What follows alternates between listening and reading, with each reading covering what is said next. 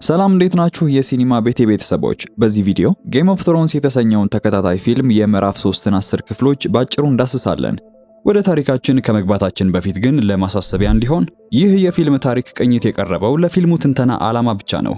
በፊልሙ ውስጥ የሚታዩት ማናቸውም አይነት ከስነ ምግባር ውጪ የሆኑ ድርጊቶችና ግብረ ገብነት የጎደላቸው ትዕይንቶች የኔን የግል አመለካከት፣ እምነት ወይም የሞራል አቋም በፍጹም አይወክሉም። ምንም ፊልም ቢሆንም እንኳን በታሪክ ውስጥ የተካተቱት ማናቸውም ማህበራዊና ሃይማኖታዊ እሴቶችን የሚጻረሩ ድርጊቶችን በጽኑ የምቃወምና የማወግዝ ሲሆን ይህ ዳሰሳ ድርጊቶቹን እንደ ተቀባይነት ያላቸው ነገሮች አድርጎ እንደማይመለከት ለእናንተ ለውድ ተመልካች አድማጮቼ በግልጽ ላሳውቅ እወዳለሁ። የመጀመሪያውና ሁለተኛው ምዕራፍ ላመለጣችሁ የኮመንቱ መጀመሪያ ላይ ወይም ደግሞ ዲስክሪፕሽን ቦክሱ ላይ አስቀምጥላችኋለሁ። እነሱ እንደጨረሳችሁ ይህንን ቪዲዮ ብትቀጥሉት የተሻለ ይሆናል። በተረፈ ግን ቆይታችሁን ከወደዳችሁት ቪዲዮውን ላይክ ማድረግ፣ ኮመንት ላይ ደግሞ በዚህ ምዕራፍ የነበራችሁን ቆይታ ማስቀመጥ አትርሱ። መልካም ቆይታ። ከታላቁ ግንብ ባሻገር ባለው አስፈሪ የበረዶ ምድር ሳሙኤል ታርሊ በዋይት ዎከርስ ጥቃት ምክንያት በከፍተኛ ፍርሃትና ድካም ውስጥ ሆኖ በበረዶ ላይ የሮጠ ነበረ። ሳም ከሰራዊቱ ተለይቶ ብቻውን እየተንከራተተ አንዱም የሙት ወታደር በድንገት አድብቶ ጥቃት ሊሰነዝርበት ሲል ዋና አዛዡ ጆኤር ሞርሞንት፣ ታማኙ ተኩላ ጎስና የተረፉት የሌሊት ዘበኞች ደርሰው የሙት ወታደሩን በእሳት በማቃጠል የሳሙኤልን ሕይወት ያተርፋሉ።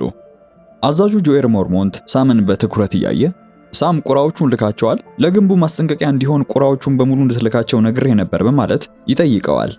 ሳሙኤልም በፍርሃትና በእንባ እየተንቀጠቀጠ አልቻልኩም አለቃ፣ በጣም ፈርቼ ስለነበረ ቁራዎቹን ለመልቀቅ ጊዜ አልነበረኝም ሲል መልሳል። በዚህ ምክንያት አዛዡ አንድ ስራ ብቻ ነበር ያለ ሳም፣ አሁን ግንቡ ላይ ያሉት ወንድሞቻችን ምን እየመጣባቸው እንደሆነ ሳያውቁ ሊጨፈጨፉ ነው በማለት ከፍተኛ ተግሳጽና ቁጣ ያወርድበታል። ጆኤር ሞርሞንት የተረፉት ጥቂት ወታደሮች በአስቸኳይ ወደ ግንቡ ተመልሰው መረጃ ማድረስ እንዳለባቸው በጥብቅ ትዕዛዝ ሲያስተላልፍ ወደ ኋላ እንመለስም፣ አሁን ጉዟችን ወደ ደቡብ ወደ ካስል ብላክ ነው፣ መራመድ የምትችሉ እርስ በርሳችሁ ተደጋግፋችሁ ተጓዙ፣ መቆም ያቃተው ሰው ግን እዚሁ እንደሚሞት አይርሳ በማለት ያዛቸዋል። ሳም አካላዊ ጥንካሬ ባይኖረውም በጓደኞቹ እርዳታ ሕይወቱን ለማዳን ጥረቱን ሲቀጥል የሌሊት ዘበኞችም ተዳክመውና ተስፋ ቆርጠው ወደ ካስል ብላክ የሚያደርጉትን አስቸጋሪ ጉዟቸውን ይጀምራሉ። ከታላቁ ግንብ ባሻገር በማንስ ሬደር የጦር ሰፈር ውስጥ ጆን ስኖ በዱር ሰዎች ተይዞ ሲወሰድ ያላቸውን የተለየ ባህልና ነፃነት የተሞላበት ኑሯቸውን መመልከቱ አልቀረም። ኢግሪት ጆንን እየመራች ወደ ዱር ሰዎች ንጉስ ድንኳን ስታስገባው ጆን በድንኳኑ መካከል ተቀምጦ የነበረውን ቶርሙንድ የተባለው ሰው ንጉሱ መስሎት ፊቱ በመቅረብ ይንበረከካል። ቶርሙንድና በክፍል ውስጥ የነበሩት ሰዎች በጆን ድርጊት እየሳቁ ሳለ በድንኳኑ ጥግ ተራ ልብስ ለብሶ የነበረው እውነተኛው ማንስ ሬደር ራሱን ይገልጽለታል። ማንስ ወደ ጆን ቀርቦ ተነሳ፣ እዚህ ምድር ላይ ማንም ለማንም አይንበረከክም በማለት የዱር ሰዎችን ባህል እንዳስተማረው የሌሊት ዘበኞችን ከርቶ ለምን ወደ እነሱ እንደመጣ ይጠይቀዋል። ጆንም ተዘጋጅቶለት ነበርና የመጣው የክራስተርን ድርጊት አዛዡ ጆኤር ሞርሞንት እያወቀ ዝም ማለቱን በማስታወስ ክራስተር ሕፃናት ወንዶች ልጆቹን ለዋይት ዎከርስ አሳልፎ ሲሰጥ ባይን ያየው። ዋናው አዛዥም ይህንን እያወቀ ምንም ከማድረግ ተቆጠበ። በዚህም ምክንያት ለሕያዋን ሰዎች ለመወገን ካለኝ ቆራጥነት ነው እነሱን ከድቼ ወደ እናንተ የመጣሁት ሲል በብልሃት አጣብቂኙን ያመልጣል። ማንስ ሬደር የጆንን ታሪክ ካዳመጠ በኋላ አብሯቸው እንዲጓዝ ቢፈቅድለትም በሰፈሩ ውስጥ ያሉት ሌሎቹ ተዋጊዎች ግን አሁንም በጥርጣሬ አይን መመልከታቸው አልቀረም። ጆን በሰላዮችና በጠላቶች መሃል መሆኑን ቢያውቅም የግንቡን ሚስጥር ለመጠበቅና የዱር ሰዎቹን የጦርነት እቅድ ለማወቅ እዚህ እንደመጣ ግን አልረሳውም። በኪንግስ ላንዲንግ በሬድ ኪፕ ጠባብና ጨለማ ክፍል ውስጥ ቲሪየን ላኒስተር በብላክዋተር ጦርነት ላይ በደረሰበት ቁስል ምክንያት ተገሎ ሕክምናውን እየተከታተለ ነው። ቲሪየን በፊቱ ላይ የደረሰውን አዲስ ጠባሳ በመስተዋት እየተመለከተ እንዴት የእርሱ ጀግንነት ተረስቶ የስልጣን ክብሩ በአባቱ በታይዊን ላኒስተር መወሰዱን በምሬት ሲያውጠነጥን ነበረ። ንግሥት ሰርሲ ወንድሟን ለመጠየቅ በድንገት ትመጣለች። ሰርሲ ስለ ጦርነቱ ሁኔታ እያወራች ክፍሉን በጥንቃቄ ስትመለከት ዓላማዋ ቲሪየን በሚስጥር ደብቆ ያቆያትን ሴት ማንነት ለማረጋገጥ መሆኑን አልጠፋውም። ሰርሲ ከወጣች በኋላ በንጉሱ እጅ ቢሮ ውስጥ ቲሪየን ላኒስተር አባቱን ታይዊንን ለማየት ይሄዳል። አባቱ ታይዊን ላኒስተርም የንጉሱ ጆፍሪን አዋጆች በደብዳቤው ላይ የጻፈ እጅግ ንቀት በተሞላበት አቀባበል ነበር የተቀበለው። ቲሪየን በጦርነቱ ላይ ላበረከተው ታላቅ የዋይልድ ፋየር አስተዋጽኦና ከተማዋን በመታደጉ ምክንያት የላኒስተር ቤተሰብ ዋና ማዕከል የሆነችውን የካስተርሊ ሮክ ሕጋዊ ወራሽ እንዲያደርገው በጥብቅ ጠየቀ። ታይዊን ላኒስተር ግን ስራውን ገታ አድርጎ ወደ ቲሪየን በከፍተኛ ቁጣ እየተመለከተ ትሞታታለህ እንጂ ካስተርሊ ሮክን ላንተ አሳልፌ አልሰጥም፣ አንተ እናትህን ገድለህ ወደዚህ ዓለም የመጣህ ለቤተሰቦቻችንም ስም ውርደት የሆንክ ትንሽ ፍጡር ነህ። የፈለግከውን አይነት መሽታ ቤት ልሰጥህ እችላለሁ እንጂ የላኒስተርን ዋና ምሽግ ላንተ አልሰጥህም በማለት ጥያቄውን ሙሉ በሙሉ ውድቅ በማድረግ ለሱ ያለውን ከፍተኛ ጥላቻ ያሳውቀዋል። ቲሪየን በአባቱ ንግግር ልቡ ቢሰበርም አሁንም ግን በቤተ መንግስት ውስጥ ያለውን ተጽዕኖ ለማስቀጠል ቆርጦ ይነሳል። በሩቅ ምስራቅ በባህር ላይ በሚጓዝ መርከብ ላይ ዴኔሪስ ታርጌሪያን አስታፖር ወደ ተባለ ከተማ ስትጓዝ ድራገኖቿ እያደጉና በባህር ላይ ያደኑ መሆናቸውን ትመለከታለች። ዴኔሪስ ዌስተሮስን ለመውረር ሰራዊት እንደሚያስፈልጋት በመረዳት በዓለም ላይ እጅግ ጠንካራ የተባሉትን አንሰሪድ የሚሏቸውን ወታደሮችን ለመግዛት አቅዳለች። በመርከቡ ላይ ሰር ጆራም ሞርሞንት ስለ ወታደሮቹ ታማኝነት ሲያስረዳት እነዚህ ወታደሮች ፍርሃት ወይም ስሜት እንዳይኖራቸው ተደርገው በመሰልጠናቸው በውጊያ ላይ ትዕዛዝን ሳያቅማሙ የመፈጸም ብቃታቸው የላቀ ነው በማለት የስልጣናቸውን አሰቃቂነት ለንግስቲቱ ያብራራላታል። እዛም እንደደረሱ በአስታፖር የባሪያ ገበያ አደባባይ ወታደሮቹን ከሚሸጥላት የባሪያ ነጋዴው ክራዝኒሞስ ሞናክሎስ ጋር ትገናኛለች። ነጋዴው ንግስቲቱን ገና ካያት ጊዜ ጀምሮ በንቀትና በስድብ በታጀበ የሃይ ቫለሪያን ቋንቋ እየዘለፈ ነበር ያስተናገዳት። ዴኔሪስ ነጋዴው የሚናገረውን ቋንቋ ጠንቅቃ ብታውቅም የማታውቅ በመምሰል በአስተርጓሚዋ ሚሳንዴ አማካኝነት ንግግሩን መከታተሏን ትቀጥላለች። ክራዝኒስ በአስተርጓሚው በኩል ይህች ሞኝ የዌስተሮስ ሴት ለአንሰሪድ ሰራዊት የሚሆን በቂ ወርቅ የላትም እያለ ሲሳለቅባት፣ ዴኔሪስ ግን ምንም አይነት የመበሳጨት ምልክት አላሳየችም ነበረ። ነገር ግን ወታደሮቹ የህመም ስሜትና ፍርሃት እንዳይኖራቸው ተደርገው መኮላሸታቸውን፣ ይህም ለመሆን እያንዳንዱ ወታደር የአንድን ሕፃን ሕይወት መቅጠፍ እንዳለበት ስትሰማ ነበር በውስጡ ሐዘንና ቁጣ ይፈጠር የጀመረው። ከቆይታ በኋላ በአስታፖር የባህር ወደብ ገበያ መሃል ዴኔሪስና ጆራ በእግር እየተጓዙ ሳሉ አንዲት የኳርዝ መልክ ያላት ትንሽ ልጅ ስጦታ የምታበረክትላት መስላ ኳስ ልትሰጣት ትቀርባለች። ሆኖም ልክ በዚያው ቅጽበት ፊቱን የሸፈነ አንድ እንግዳ ሰው በድንገት ደርሶ ኳሷን በሰይፉ መጥቶ መሬት ላይ ይጥላታል። ኳሷ መሬት ላይ ስትወድቅ በውስጧ የነበረው መርዛማ ጊንጥ ወጣ። እዚያ ላይ ነበረ ልጅቷ የኳርዝ ጠንቋይ መሆኗን የታወቀው። እንግዳው ሰው ጊንጡን የገደለበት ስለቱ እንዳስቀመጠ በዴኔሪስ ፊት ተንበረከከ። ግለሰቡ የንጉስ ሮበርት ባራቲዮን የንጉሳዊ ጥበቃ አዛዥ የነበረው ሰር ባሪሳን ሴልሚ ነበረ። በፊቷም እንደተንበረከከ እውነተኛዋን ንግስት ለማገልገል መጥቻለሁ በማለት ሕይወቱን ለእውነተኛዋ የዌስተሮስ ንግስት ለመስጠት እንደመጣ ታማኝነቱን ይገልጽላታል። ዴኔሪስም የቀድሞውን የቤተሰቧን ታማኝ ዘብ በታላቅ ክብር ትቀበለዋለች። በኪንግስ ላንዲንግ የባህር ዳርቻ ላይ ሳንሳ ስታርክ እና ሼይ ወደ ባህሩ እየተመለከቱ ሳንሳ ለወደፊት ሕይወቷ ያላትን ስጋትና ተስፋ ትገልጽላት ነበረ። ወደሚንሳፈፉት መርከቦች እየተመለከተችም መርከቦቹ ወደ የትኛውም ቦታ መጓዝ ይችላሉ፣ እኔ ግን እዚህ ታስሬያለሁ እያለቻት ሳለ ሊትል ፊንገር ወደ ሳንሳ ቀርቦ ከከተማዋ ሊያስወጣትና ወደ ቤቷ ሊመልሳት እንደሚችል ቃል ይገባላታል። እናትሽንና ወንድምሽን ለማግኘት በጣም ጥቂት ጊዜ ነው የቀረሽ፣ በቅርቡ በአንድ መርከብ ላይ ጭንሻለሁ በማለት ተስፋ ይሰጣታል። ሆኖም በዚህ በኩል ሮዝ የተባለችው የመሽታ ቤት ሰራተኛና የሊትል ፊንገር የቅርብ ሴት ሳንሳ አሁንም በላኒስተሮች ጥብቅ ክትትል ስር መሆኗንና ፒተር ቤልሽን ጨምሮ ማንንም ማመን እንደሌለባት ለሼይ ደጋግማ እያስጠነቀቀቻት ነበረ። በኪንግስ ላንዲንግ የድሆች መንደር ውስጥ ማርጀሪ ታይሬል በህዝቡ ዘንድ ያላትን ተወዳጅነት ለማሳደግ ስትል ንጉሳዊ ሰረገላውን አስቁማ ስጦታዎችን በመያዝ የድሆችና የወላጅ አልባ ህፃናት ማሳደጊያ ስፍራዎችን ትጎበኛለች። እንደገባችም ማርጀሪ ህፃናቱን እያቀፈች አትፍሩ፣ ላኒስተሮችና ታይሬሎች እናንተን አይረሷችሁም፣ ከዚህ በኋላ ምግብና መጠለያ ይኖራችኋል በማለት የፖለቲካ ቅስቀሳዋን ታከናውናለች። በድራገንስቶን የዙፋን አዳራሽ ውስጥ ስታኒስ ባራቲዮን ከብላክዋተር ታላቅ የባህር ሽንፈት በኋላ በከፍተኛ ሐዘንና ተስፋ መቁረጥ ውስጥ ሆኖ ይገኛል። ሜሊሳንድራ አሁንም በሱ ላይ ያላትን ተጽዕኖ በመጠቀም ድሉ የሚመጣው ከብርሃን አምላክ እርዳታ ብቻ መሆኑን መስበኳንም ቀጥላለች።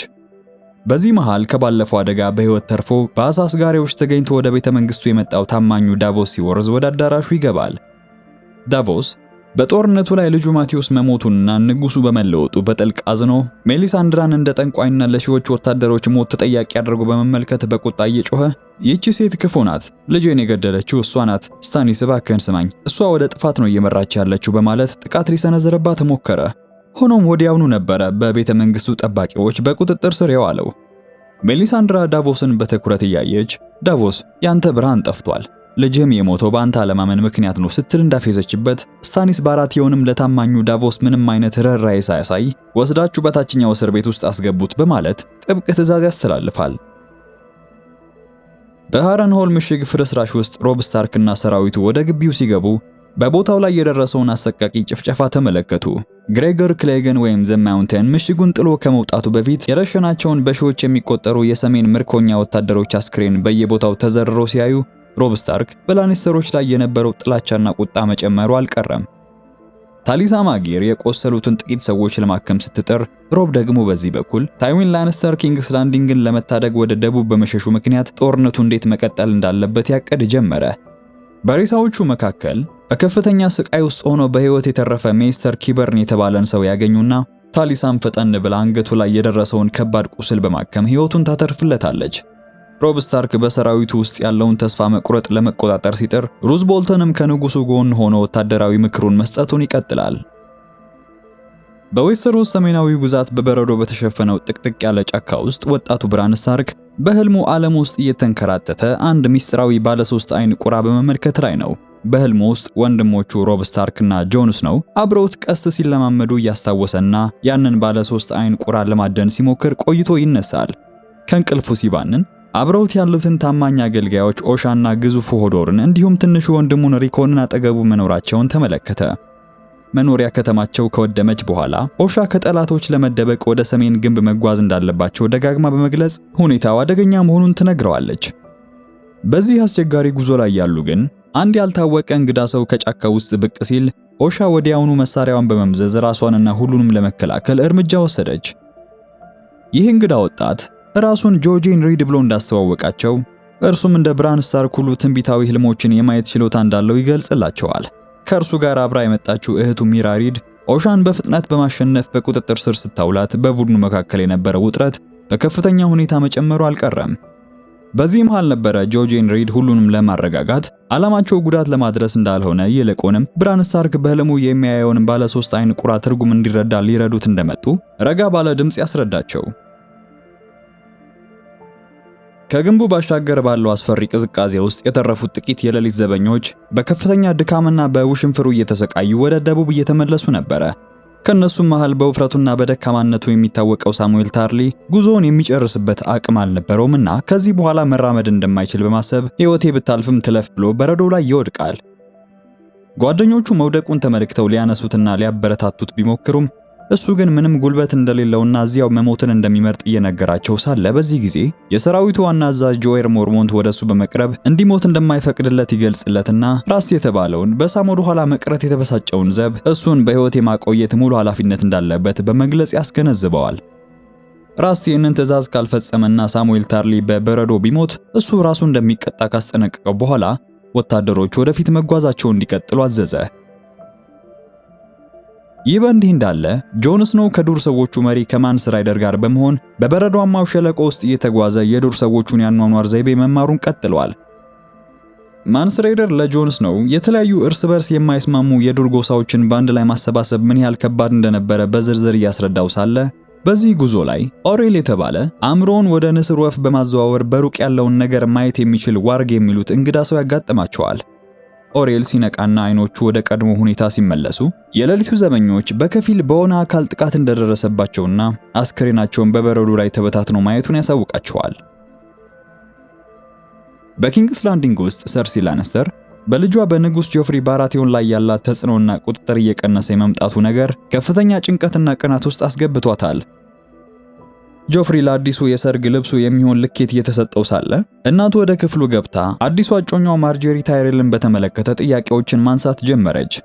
ሰርሲ የማርጀሪ ድርጊቶችና ለከተማው ምስኪን ህዝቦች የምታደርገው ልግስና ሁሉ የውሸትና ስልጣን ለመቆጣጠር የታለመ መሆኑን ለልጇ ለማስረዳት ብትሞክርም ንጉስ ጆፍሪ ግን የእናቱን ምክር ሙሉ በሙሉ ውድቅ በማድረግ እርሷ ካሁን በኋላ በእርሱ ላይ ምንም አይነት የውሳኔ መብት እንደሌላት በኩራትና በንቀት ቁርጧን ያሳውቃታል። ጆፍሪ የጮኛውን ውበትና በህዝቡ ዘንድ ያላትን ተወዳጅነት በማድነቅ እናቱ ስለሷ የምታወራውን ነገር ሁሉ እንደ ምቀኝነት ነበር የቆጠረው።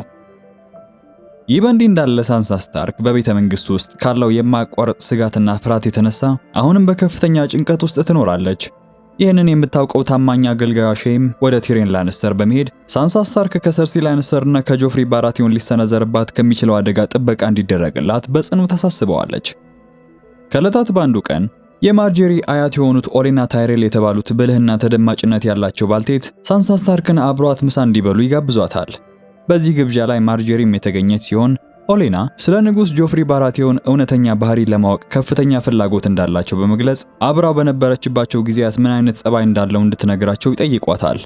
ሳንሳ ስታርክ መጀመሪያ ላይ በዙሪያዋ ያሉትን ጠባቂዎችንና ሰላዮችን በመፍራት ስለ ንጉሱ ምንም አይነት መጥፎ ነገር ለመናገር ፈቃደኛ ሳትሆን ትቆጠባለች።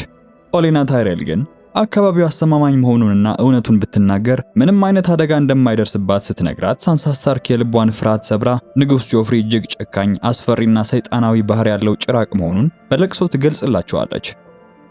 አባቷ ኔድ ስታርክ በሱ ፊት ሲገደል እንዴት እንደተደሰተና እርሷንም በተደጋጋሚ በአደባባይ እንደሚያሰቃያት በዝርዝር ታስረዳቸዋለች። ማርጀሪ ታይሬል እና ኦሌና ታይሬል ይህንን እውነታ ሲሰሙ በውስጣቸው ጥልቅ ድንጋጤ ቢፈጠርም የወደፊቱን የሴራ አካሄድ ለማስተካከል እውነቱን ማወቃቸው ጠቃሚ እንደሆነ ይረዳሉ።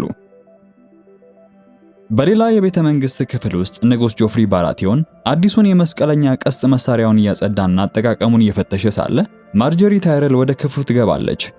ማርጀሪ የንጉሱን ጭካኔና ለጦር መሳሪያዎች ያለውን ፍቅር በሚገባ ተረድታው ስለነበር በብልሃት ራሷን ከፍላጎቱ ጋር በማስማማት ስለ ቀስቱ አሰራርና ስለ አደኑ ሁኔታዎች ጥያቄዎችን ማንሳት ጀመረች። ከዚህም የተነሳ እንደገመተችው የጆፍሪ ባራቲዮን ትኩረትና አድናቆት በቀላሉ ለመሳብ ቻለች። ንጉሱ ስለ ሳንሳ ስታርክና ስለ ክህደቷ እያወራ በቁጣ መሞላት ሲጀምር የሸመደደችው ማርጀሪ ታይሬል ግን በዘዴ ንግግሩን በማስቀየር ስለ ራሷ ታማኝነት መናገር ጀመረች።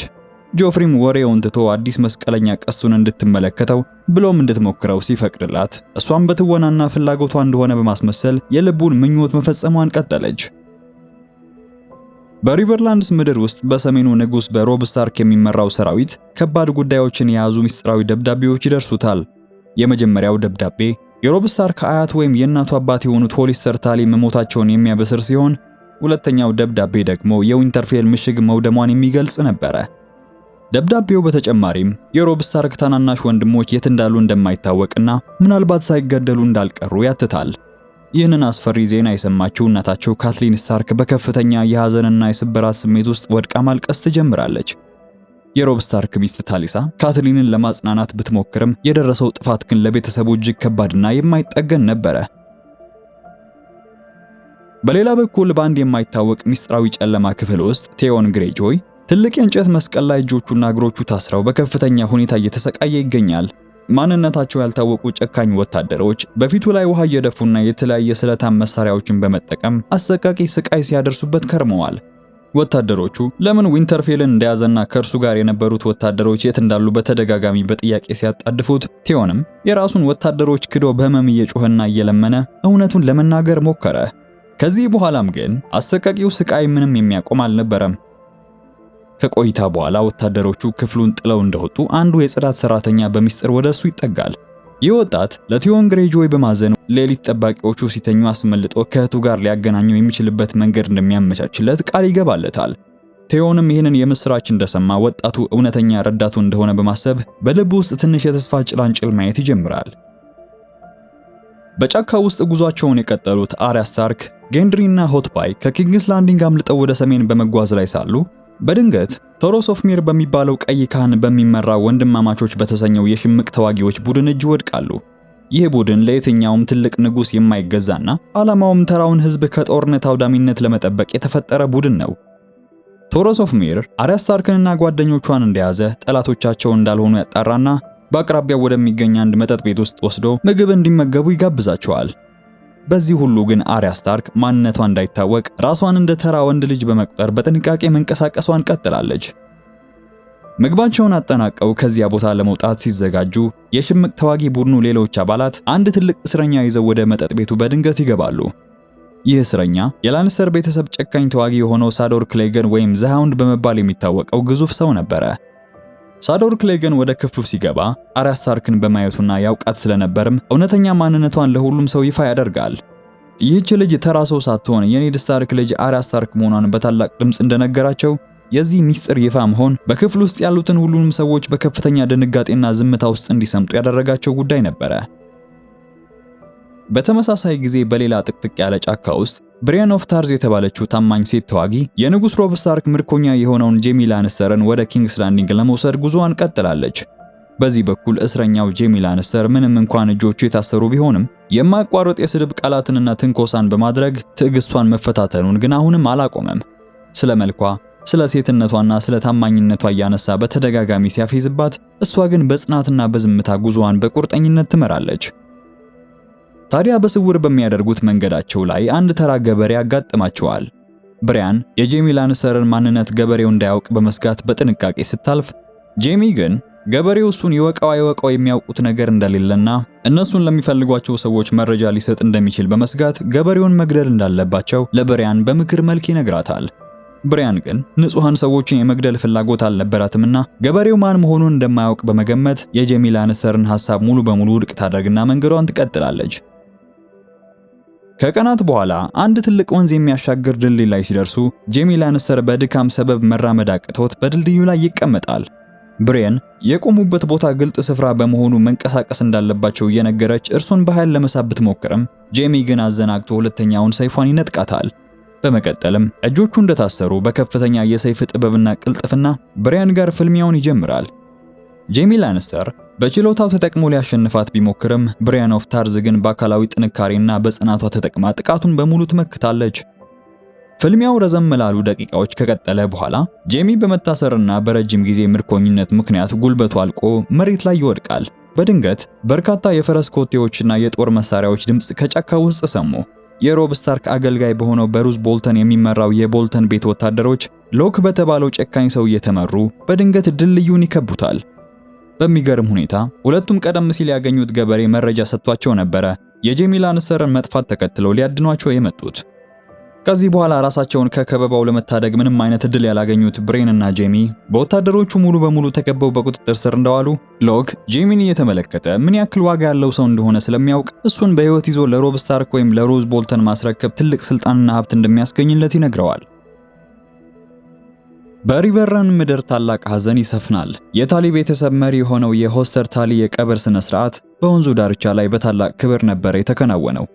በባህላቸው መሰረት የሟቹ አስክሬን በጀልባው ላይ ተጭኖ ወደ ወንዙ መካከል ከተላከ በኋላ ጀልባዋ በእሳት መቃጠል ነበረባት።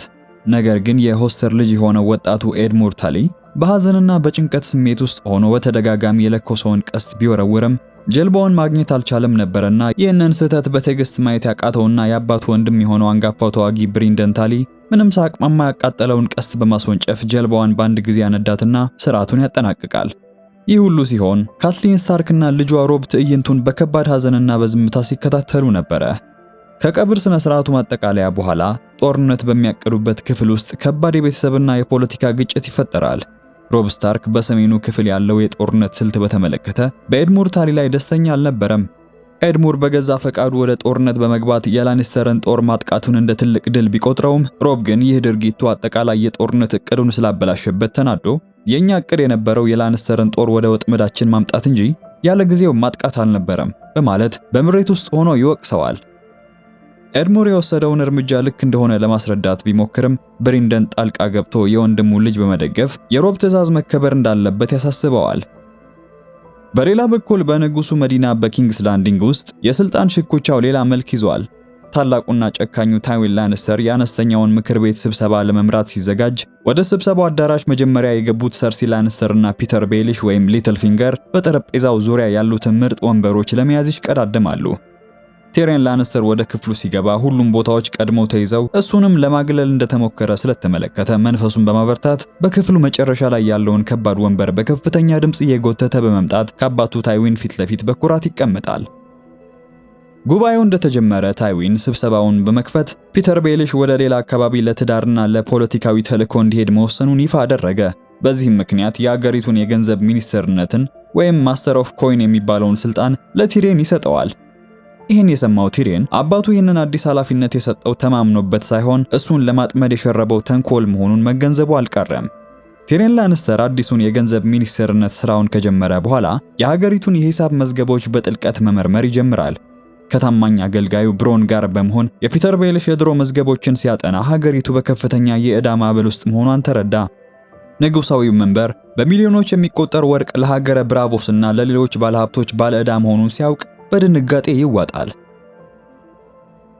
በሩቅ ምስራቅ በአስታፖር ምድር ደግሞ የድራገኖች እናት ዴኔሪስ ታርጌሪያን ከአማካሪዎቿ ጋር በመሆን አደገኛ የፖለቲካ ድርድር እያደረገች ነበረ። ዳኔሬስ ከታማኞቿ ጆራ ሞርሞንትና ከባሪስታን ሰልሚ ጋር በመሆን የቅጣት መንገድ በሚባለው አሰቃቂ ጎዳና ላይ ትጓዛለች። በዚህ መንገድ ላይ አመፀኛ የተባሉ ባሪያዎች በመስቀል ላይ ተሰቅለው ለሞት ተለይተው በስቃይ ላይ ይገኛሉ። ዳኔሬስ ያንድን በስቃይ ላይ ያለ ባሪያ ሕይወት ለማቅለል ውሃ ልታጠጣው ስትሞክር፣ አማካሪዎቿ ግን ይህ ድርጊት በአካባቢው ካሉ የባሪያ ነጋዴዎች ጋር ግጭት ሊፈጥር እንደሚችል ያስጠነቅቋታል። የባሪያ ነጋዴው ክራዝኒስ የአንሰሊድ ተዋጊዎችን ለመሸጥ በሚያደርገው ድርድር ላይ ዳኔሬስ ቋንቋቸውን ፈጽሞ እንደማትረዳ በማሰብ በከፍተኛ ስድብና ንቀት ይናገራት ጀመረ። ዳኔሬስ ግን ሁሉንም ስድብም ሆነ የሚናገራትን እያንዳንዱን ነገር በሆዷ ይዛ ድርድሩን በስኬት ለማጠናቀቅ ስትል በሰከነ ማንነቷ ትቀጥላለች። አመጣጧ ሁሉንም 8000 አንሰሊድ ተዋጊዎችን ለመግዛት በመሆኑ ይህን ፍላጎቷን ትገልጽለታለች። ክራዝኒስ ግን ይህን ያህል ሰራዊት ሊሸጥላት ከፈለገች ከፍተኛ ዋጋ መክፈል እንዳለባት ሲናገር፣ ዳኔሬስም ድሮጎን የተባለውን ትልቁን ድራገኗን ለሰራዊቱ መለወጫ አድርጋ እንደምትሰጥ በመንገር በአማካሪዎቿ ላይ ከፍተኛ ድንጋጤ የፈጠረውን ውሳኔ ታስተላልፋለች። ከግንቡ ባሻገር ባለው አስፈሪና በረዷማ ምድር ማንስሬደርና ጆን ስኖ ከዱር ሰዎቹ ጋር በመሆን ወደ ፊስት ኦፍ ዘ ፈርስት ሜን ኮረብታ ያመራሉ። እዚያ ቦታ ላይ ሲደርሱ የሌሊት ዘበኞች በዋይት ዎከርስ መጨፍጨፋቸውን የሚያሳይ ዘግናኝ ትዕይንት ነበር የጠበቃቸው። የሞቱት ፈረሶች አካላት በበረዶ ላይ እንግዳ የሆነ ክብ ቅርጽ ሰርተው በጥንቃቄ ተደርድረው ነበረ። ማንስሬደር ይህንን አስፈሪ የጥበብ ሥራ ሲመለከት ዋይት ዎከርስ ሁልጊዜም ቢሆን የራሳቸውን ምልክት እንደሚተው ለጆን ስኖ ይነግረዋል።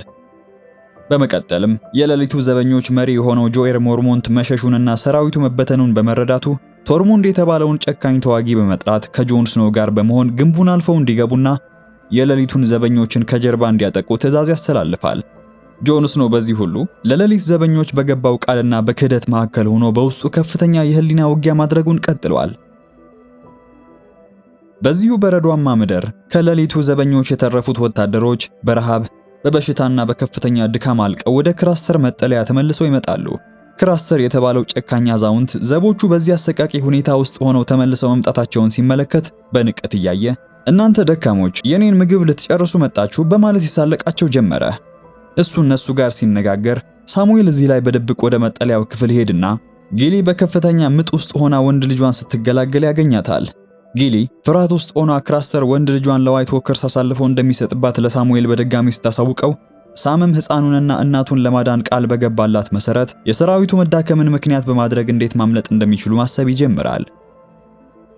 በሌላ በኩል በምርኮ ውስጥ የሚገኘው ቴዎን ግሬጆይ ከአሰቃቂ ስቃይ በኋላ በአንድ እንግዳ ወጣት እርዳታ ከስሩ ያመልጣል። ይህ ወጣት ቴዎንን ከታሰረበት ፈቶ ፈረስ በመስጠት እህትህ ያራ እየጠበቀችህ ስለሆነ ወደ ምስራቅ ኮረብታ ሽሽ በማለት ነበር ያሳሰበው። ቴዎን በፍርሃትና በድካም ውስጥ ሆኖ በፈረሱ ላይ ተቀምጦ መጋለብ ሲጀምር ብዙም ሳይቆይ እነዚያ ሲያሰቃዩት የነበሩት ወታደሮች በፈረስ ይከታተሉት ጀመሩ። ወታደሮቹ ደርሰው ቴዎንን መሬት ላይ ጥለው ጥቃት ሊያደርሱበትና ሊያሰቃዩት ሲሉ ግን ያ ያስመለጠው ወጣት በድንገት ቀስት ይዞ ብቅ ይላል። እንግዳው ወጣት በሚያስደንቅ ፍጥነት ወታደሮቹን አንድ በአንድ በጥንቃቄ በመምታት እንዳስወገዳቸው ቴዎን በሕይወት እንዲተርፍ ስለታደገው ምስጋናውን ማቅረብ ጀመረ። ወጣቱ ግን እውነተኛውን ማንነቱን ሳይገልጽ ቴዎንን ይዞ ደህንነቱ የተጠበቀ ቦታ ነው ወዳለው አንድ ስፍራ ሊወስደው ቃል ይገባለትና ጉዟቸውን ይጀምራሉ። ቴዎን ይህ ወጣት ለምን እንደሚረዳው ባያውቅም አሁን ላለው ሕይወቱ ብቸኛው ተስፋ እሱ ብቻ መሆኑን ነበር የተረዳው። በዚህ በኩል ዘ ብራዘርሁድ ከተባለው የሽፍቶች ቡድን ጋር የተቀላቀሉት አርያ ስታርክ፣ ጌንድሪና ሆትፓይ ጉዟቸውን ቀጥለዋል። ታዲያ በአንድ ትንሽ መጠጥ ቤት ውስጥ ለተወሰነ ጊዜ እንዳረፉና ለመሄድ ሲዘጋጁ ሆትፓይ የተባለው ወፍራሙ የአርያ ጓደኛ እዚያው ካለች ጋጋሪ ጋር ቀርቶ ለመስራት እንደሚፈልግ ድንገተኛ ውሳኔውን ያሳውቃታል። አርያ ጓደኛውን ጥላ መሄድ የሚለው ሐሳብ ቢያሳዝናትም የእርሱን ውሳኔ ለማክበር ትገደዳለች። ከመለያየታቸው በፊትም ሆትፓይ ለአርያ የተኩላ ቅርጽ ያለውንና እርሱ የጋገረውን ህብስት በስጦታ መልክ ያበረክትላታል። በዚህ በኩል በድራገንስቶን ደሴት የተሸነፈው ስታኒስ ባራቲዮን አሁንም በቤተ መንግስቱ በከፍተኛ ብስጭት ውስጥ ይገኛል። ስታኒስ በጥንቆላ የምታገዘውን ሜሊሳንድራን ወይም ቀዩን ሴት ሮብ ስታርክንና ጆፍሪ ባራቲዮንን በቀጣይ ለማጥፋት ስለሚፈልግ ወንድሙን እንዳስወገደለት አይነት ሌላ የጥላ አጋንንት እንድትወልድለት ይጠይቃታል። ሜሊሳንድራ ግን የስታኒስ ኃይልና ጥንካሬ መቀነሱን በመግለጽ ይህን ማድረግ አደገኛ እንደሆነ ትነግረዋለች። ከዛ ይልቅ አዲስ የንጉሳዊ ደም ፍለጋ ወደ ሌላ ቦታ ለተወሰነ ጊዜ መጓዝ እንዳለባት ትገልጽለታለች። በሌላ በኩል ጄሚ ላንስተርና ብሪያን ሁለቱም ሎክ በተባለው የሩዝ ቦልተን ታማኝ ተዋጊ ተማርከው በፈረስ ላይ ታስረው መጓዛቸውን ቀጥለዋል። ወታደሮቹ ሌሊት በጫካ ውስጥ ሲያርፉ ጄሚን ከዛፍ ጋር አስረው ብሬንን ደግሞ ወደ ጫካ ወስደው የወደዱትን ሊያደርጉባት ሲሉ ጄሚ ከቅርብ ጊዜ ጀምሮ ያዝንላት ጀምሯልና ሁኔታውን ለማስቆም ለአዛዡ ሎክ ብሬን የታላቅና የከበረ ቤተሰብ ልጅ ናት፣ አባቷ ለደህንነቷ ሲል ስፍር ቁጥር የሌለው ሰምፔርና ወርቅ ይከፍላል በማለት ወታደሮቹ የሚያደርሱባትን ጥቃት እንዲያቆሙ ይነግረዋል። ሎክም ይህንን ሲሰማ እምቢ ማለት ባለመቻሉ ወታደሮቹን ያስቆማቸዋል። ነገር ግን የጄሚ ላንስተር እቅድ ሙሉ በሙሉ አልተሳካለትም። ሎክ የጄሚን ብልሃትና የማታለል ችሎታ ጠንቅቆ ያውቃልና ወደሱ በመቅረብ አባትህ ታይዊን በገንዘብ ሁሉንም ነገር መግዛት የሚችል ይመስለዋል በማለት ንግግር ማድረግ ጀመረ። ጄሚም አባቱ ከማንኛውም አደጋ እንደሚያድነው በኩራት ሲናገር፣ ሎክ ግን በቁጣ ተሞልቶ አባትህ እዚህ የለም፣ ያንተ ስልጣን እዚህ አይሰራም በማለት ወታደሮቹ ጄሚን በጠረጴዛው ላይ እንዲያስሩት ያዛል። እሱም ምን ሊፈጠር እንደሆነ ስላልገባው ተረጋግቶ ባለበት ሎክ ስለቱን አውጥቶ የጄሚን ቀኝ እጅ በኃይል ይለየዋል። በሰሜናዊው በረዷማ ስፍራ በሚገኘው የክራስተር መጠለያ ውስጥ በብርድና በረሃብ የተጎዱት የሌሊቱ ጥበቃ ወታደሮች በከፍተኛ ውጥረት ውስጥ ሆነው ምግብ ፍለጋ ይመጣሉ። ሆኖም በምሽግ ውስጥ ያገኙት የክራስተርን ንቀትና ስድብ ብቻ በመሆኑ ዘበኞቹ በባለቤቱ ጭካኔና ንቀት ላይ ታላቅ ተቃውሞ በማስነሳት ሰይፋቸውን እያዘጋጁ በቁጣ ይነሳሉ።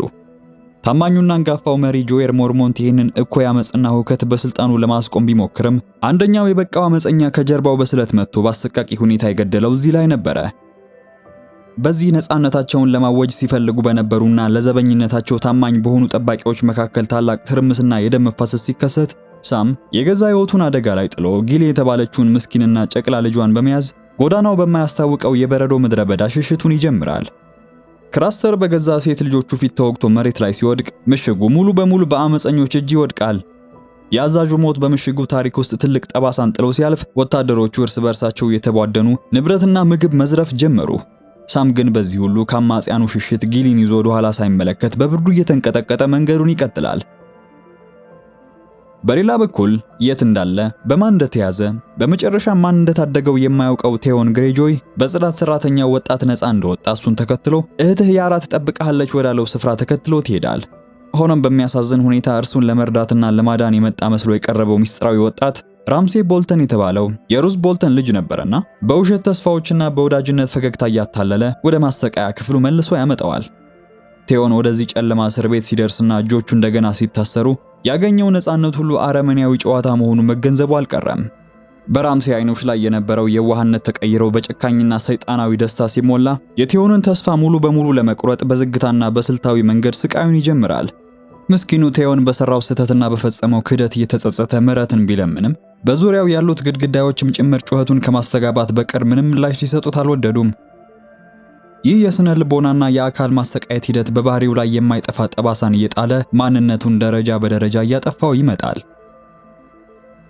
በደቡባዊው ምድር ጄሚ ላንስተር እጁ ከተቆረጠ በኋላ በከባድ ትኩሳት የተሰቃየ በፈረስ ጀርባ ላይ ታስሮ ይጓዛል። በመንገድ ላይም ሎክ የተባለው ጨካኝ ወታደርና ታጣቂዎቹም በሱ ላይ ያፌዙና እያዋረዱ የነበረውን ክብር ሁሉ አፈር ድሜ ያስገቡታል። ታማኟ ብሬን አብራው ተማርካ በጉዞ ላይ ሳለች የጄሚን ተስፋ መቁረጥ መመልከቱ አልቀረም። ጄሚ ላንስተር ሕይወቱን ለማቆም ወስኖ መብላትና መጠጣት ሲያቆም ብሬን ወደሱ ቀርባ እንዲዋጋና እንዲተርፍ ትነግረው ነበረ። አንድ እጅን ስላጣህ ብቻ እንደ ሴት ልጅ ልታለቅስ አይገባህም በማለት በቃላት እየገረፈች የውስጥ ወንድነቱና ኩራቱ እንደገና ትቀሰቅሰዋለች። ይህ ንግግር በልቡ ውስጥ አዲስ የሕይወት እሳትን ያቀጣጠለ፣ ውርደቱንም ተቋቁሞ ለበቀል እንዲዘጋጅ ለህልውናውም እንዲቆም ብርታት የሆነው ይጀምራል። በኪንግስ ላንዲንግ ዋና ከተማ የታላቋ የታይሬል ቤተሰብ ወራሽ ማርጀሪ ታይሬል በታላቅ ብልሃት የከተማዋን ሕዝብና የወጣቱን ንጉስ ልብ መማረኳን ቀጥላለች። ንጉስ ጆፍሪ በትዕቢትና በጭካኔ የተሞላ ቢሆንም የእርሷን ውበትና ስልታዊ አቀራረብ መቋቋም አቅቶት በቁጥጥሯ ስር ወድቋል ማለት እስከሚያስችል ድረስ ተሳክቶላታል። ሰርሲ ላንስተር በበኩሏ ይችን ወጣት ሴት በከፍተኛ ጥርጣሬና በቅናት እየተመለከተች በልጇ ላይ ያላትን ተጽዕኖ ለመቀነስ ሚስጥራዊ ሴራዎችን ትሸርባለች። አንድ ዕለት ማርጀሪ ንጉሱን ይዛ ወደ ታላቁ ቤተ መቅደስ ትሄዳለች። እዛም ህዝቡ ተሰብስቦበት ወዳለው አደባባይ ከንጉሱ ጋር ስትቀርብ ለሷ ያላቸውን ፍቅርና ድጋፍ በይፋ ተመለከተች። ያኔ ጆፍሪ ባራቲዮንም ለመጀመሪያ ጊዜ በሷ ምክንያት በህዝብ ዘንድ አድናቆትን ማግኘቱን ሲመለከት የተሰማው የደስታ ስሜት ቀላል አልነበረም። ይህ በእንዲህ እንዳለ የሴት አያቷ ኦሌና ከቫሪስ ጋር በመሆን ከበስተጀርባ ያለውን የፖለቲካ ስልጣን ለመንጠቅ ጥልቅ ውይይት እያደረጉ ነበረ። ቫሪስ ስለ ፒተር ቤሊሽ አደገኛ እቅዶችና ስለ ሳንሳ ስታርክ የወደፊት ዕጣ ፈንታ ለኦሌና ታይሬል ሚስጥራዊ መረጃዎችን ያካፍላታል። ሁለቱም የሴራ ጠቢባን ሳንሳ ስታርክ በፒተር ቤልሽ እጅ እንዳትወድቅ ለመጠበቅ ሲሉ ከሎራስ ታይሬል ጋር ለማገባት እቅድ ያወጣሉ። በተመሳሳይ ሰዓት ሳንሳ በቤተ መንግስቱ ግቢ ውስጥ በብቸኝነትና በሐዘን እየተሰቃየች ካለችበት የላንስተሮች እስር ቤት የምታመልጥበትን መንገድ ፍለጋ ላይ ናት። ማርጀሪም ወደ እሷ ቀርባ በወዳጅነት ስሜት በማነጋገርና የውስጧን ሚስጥሯን በመጋራት ቀስ በቀስ እንድታምናት ታደርግ ነበረ። ሳንሳ ስታርክ ከሎራስ ታይሬል ጋር የመጋባት እድል እንዳላት ስትሰማ በልቧ ውስጥ አዲስ የተስፋ ብርሃንና የደስታ ስሜት መፈጠሩ አልቀረም። ይህ ጋብቻ ከሰይጣኑ ጆፍሪና ከዛ ሲኦል ከሆነባት ኪንግስ ላንዲንግ አርቆ በሰላማዊው የሃይጋርደን ምድር እንድትኖር እንደሚያስችላት ታውቃለች። ይህ በእንዲህ እንዳለ ሰርሲ ላንስተር የታይሬል ቤተሰብ በከተማዋ ላይ ያገኘ ያለው ተቀባይነት ስልጣኗን አደጋ ላይ እንደሚጥለው በግልጽ በመረዳቷ ከአባቷ ከታይዌን ላንስተር ጋር በመሆን የቤተሰባቸውን የበላይነት ለማስጠበቅ አዳዲስ ጨካኝ ውሳኔዎችን ለማሳለፍ ትወያይ ነበረ። በሪቨርላንድስ ምድር አርያ ስታርክ ከሽፍቶቹ ጋር ሆና በሚስጥራዊ ዋሻ ውስጥ የታላቁን የፍትህ ፍርድ ሂደት በንቃት መጠባበቅ ላይ ናት። የተማረከው ጨካኙ ዘሃውንድ በፈጸማቸው በርካታ ወንጀሎችና በንጹሃን ግድያ ተከሶ ሲቆም ቤሪክ ዶንዳሪዮን የተባለው ባለ አንድ አይን መሪ ደግሞ በብርሃን አምላክ ስም ትክክለኛውንና መለኮታዊውን ፍርድ ለመስጠት በዝግጅት ላይ ነበረ። አርያ ስታርክ በቁጣና በከፍተኛ ሐዘን ተሞልታ በምዕራፍ 1 ላይ በጭካኔ ያስወገደውን የጓደኛዋ የሚካን ጉዳይ በማንሳት ነፍሰ ገዳይ መሆኑን በሁሉም ፊት ትመሰክራለች። ዘሃውንድ ግን የታዘዘውን ብቻ እንደፈጸመ በመናገር ጥፋተኝነቱን በከፊል ለመካድ ሞከረ። ቤሪክ የሁለቱንም ምስክር እንደሰማ በቂ ምስክር ባለመኖሩ ጉዳዩን በፍልሚያ ፍርድ ለመወሰን ሰይፉን ያዘጋጃል። በሌላ በኩል በድራገንስቶን ደሴት ላይ በብላክዋተር የባህር ላይ ጦርነት በደረሰበት አስከፊ ሽንፈት ምክንያት በከፍተኛ ድብርትና በብቸኝነት ውስጥ የወደቀው ስታኒስ ባራቲዮን በጨለማው ክፍል ውስጥ ተቀምጦ ይገኛል። ካለበት ጥልቅ የሐዘን ስሜት ውስጥም ሳይወጣ አከራካሪ እምነት ያላት ሚስቱ ሴሊስ ወደ እርሱ ቀርባ ስለ ብርሃን አምላክ ታላቅ ዕቅዶች በጽኑ ልታናገረውና ልታጽናናው ትሞክር ነበረ። ሴሊስ የተባለችው ይቺ ሚስቱ በክፍሏ ውስጥ የሞቱባቸውን የሶስቱን ወንድ ሕፃናት አስክሬኖች በብርጭቆ ማሰሮ ውስጥ በኬሚካል አስቀምጣ የምታኖር እንግዳ ሴት ናት። ስታኒስ ባራቲዮን ወደ ክፍሉ እንደገባ ከቀዩዋ ጠንቋይ ሜሊሳንድራ ጋር እንደማገጠባት በክህደቱም ራሱን ይቅር ሊለው ፈጽሞ አልቻለምና በግልጽ ያሳውቃታል። ይሁን እንጂ ሴሊስ ከመቆጣት ይልቅ ምንም አይነት የቅናት ወይም የቁጣ ስሜት ሳታሳይ ሁሉንም አውቃለሁ፣ የብርሃን አምላክ ላንተ የወንድ ልጅ ለመስጠት ያደረገው ስለሆነ አላዘንኩም በማለት የሚያስደነግጥ መልስ ነበር የሰጠችው። ስታኒስ በሚስቱ አስፈሪ አክራሪነት ላይ የተደባለቀ የስጋት ስሜት ቢኖረውም በሚስጥራዊቷ ጠንቋይ ሜሊሳንድራ ላይ ባለው ከፍተኛ መተማመን ምክንያት ግን ምንም አይነት መልስ ሊሰጣት አልወደደም። በተመሳሳይ ጊዜ በዚህ የድራገንስቶን ምሽግ ውስጥ ሸሪን ባራቲዮን የተባለችው ሴት ልጁ ትገኛለች። ሸሪን ባደገኛውና ግሬ ስኬል በሚሉት አስፈሪ የቆዳ በሽታ ፊቷ በከፊል የተጠቃ ቢሆንም ሙሉ በሙሉ በፍቅርና በደግነት የተሞላች ሕፃን ናት። በዕለቱም በአባቷ ትዕዛዝ መሰረት ክህደት ፈጽሟል ተብሎ በምሽጉ ጥልቅ እስር ቤት ውስጥ በሰንሰለት ታስሮ ወደሚገኘው የቅርብ ጓደኛዋ ዳቮርስ ሲወርዝ ጋር በሚስጥር ትሄዳለች። ለዚህ ታማኝና የባህር ላይ አሳስጋሪ ለነበረው ነገር ግን ፈጽሞ ማንበብና መጻፍ ለማይችለው ዳቮስ ብዙ የታሪክ መጻሕፍትን በደስታ ይዛለት በመሄድ በእስር ቤቱ ጨለማ ውስጥ መሬት ላይ ተቀምጣ በከፍተኛ ደግነትና በትዕግስት እያንዳንዱን ፊደል እየቆጠረች ማንበብና መጻፍ ታስተምረው ነበረ። ዳቮስ በመጀመሪያ ላይ ከነሱ ማህበራዊ ደረጃና ከእድሜ አንጻር ለመማር ቢያቅማማም የልዕልቷን ንጹህ ፍቅርና ትጋት ሲመለከት ልቡ ተነክቶ በትኩረት መከታተል ይጀምራል። ከባህር ማዶ በአስታፖር ከተማ አደባባይ ላይ ዳነሬስ ታርጌሪያን በታላቅ ግርማ ሞገስና ንጉሳዊ ልብስ ተውባ ከባሪያ ነጋጁ ክራዝኒስ ጋር የመጨረሻውን የንግድ ልውውጥ በማድረግ ላይ ናት። በግብይቱ መሃል ጨካኙ ነጋዴ ሰንሰለቱንና የአንሰሊል ጦር መሪነቱን የሚያሳየውን የወርቅ ጅራፍ በእጇ ላይ እንዳስረከባት ዳነሬስ ታርጌሪያንም በምላሿ በተስማሙት መሰረት ትልቁንና ጠንካራውን ድራገኗን ድሮጎን አስራ ለነጋዴው አሳልፋ ትሰጠዋለች። በዚህ በኩል ጆራ ሞርሞንትና ባሪስታን ሰልሚ ይህንን ውሳኔ ፍጹም ስህተትና አደገኛ መሆኑን በማመን በከፍተኛ ጭንቀትና በፍርሃት ውስጥ ናቸው። ዳነሬስ ጅራፉን በእጇ አጥብቃ ከያዘች በኋላ ፊቷን ወደ ታላቁ የአንሰሊል ጦር በመመለስ ማንም ያልጠበቀውን ትዕዛዝ በከፍተኛ ድምፅ ትሰጣለች።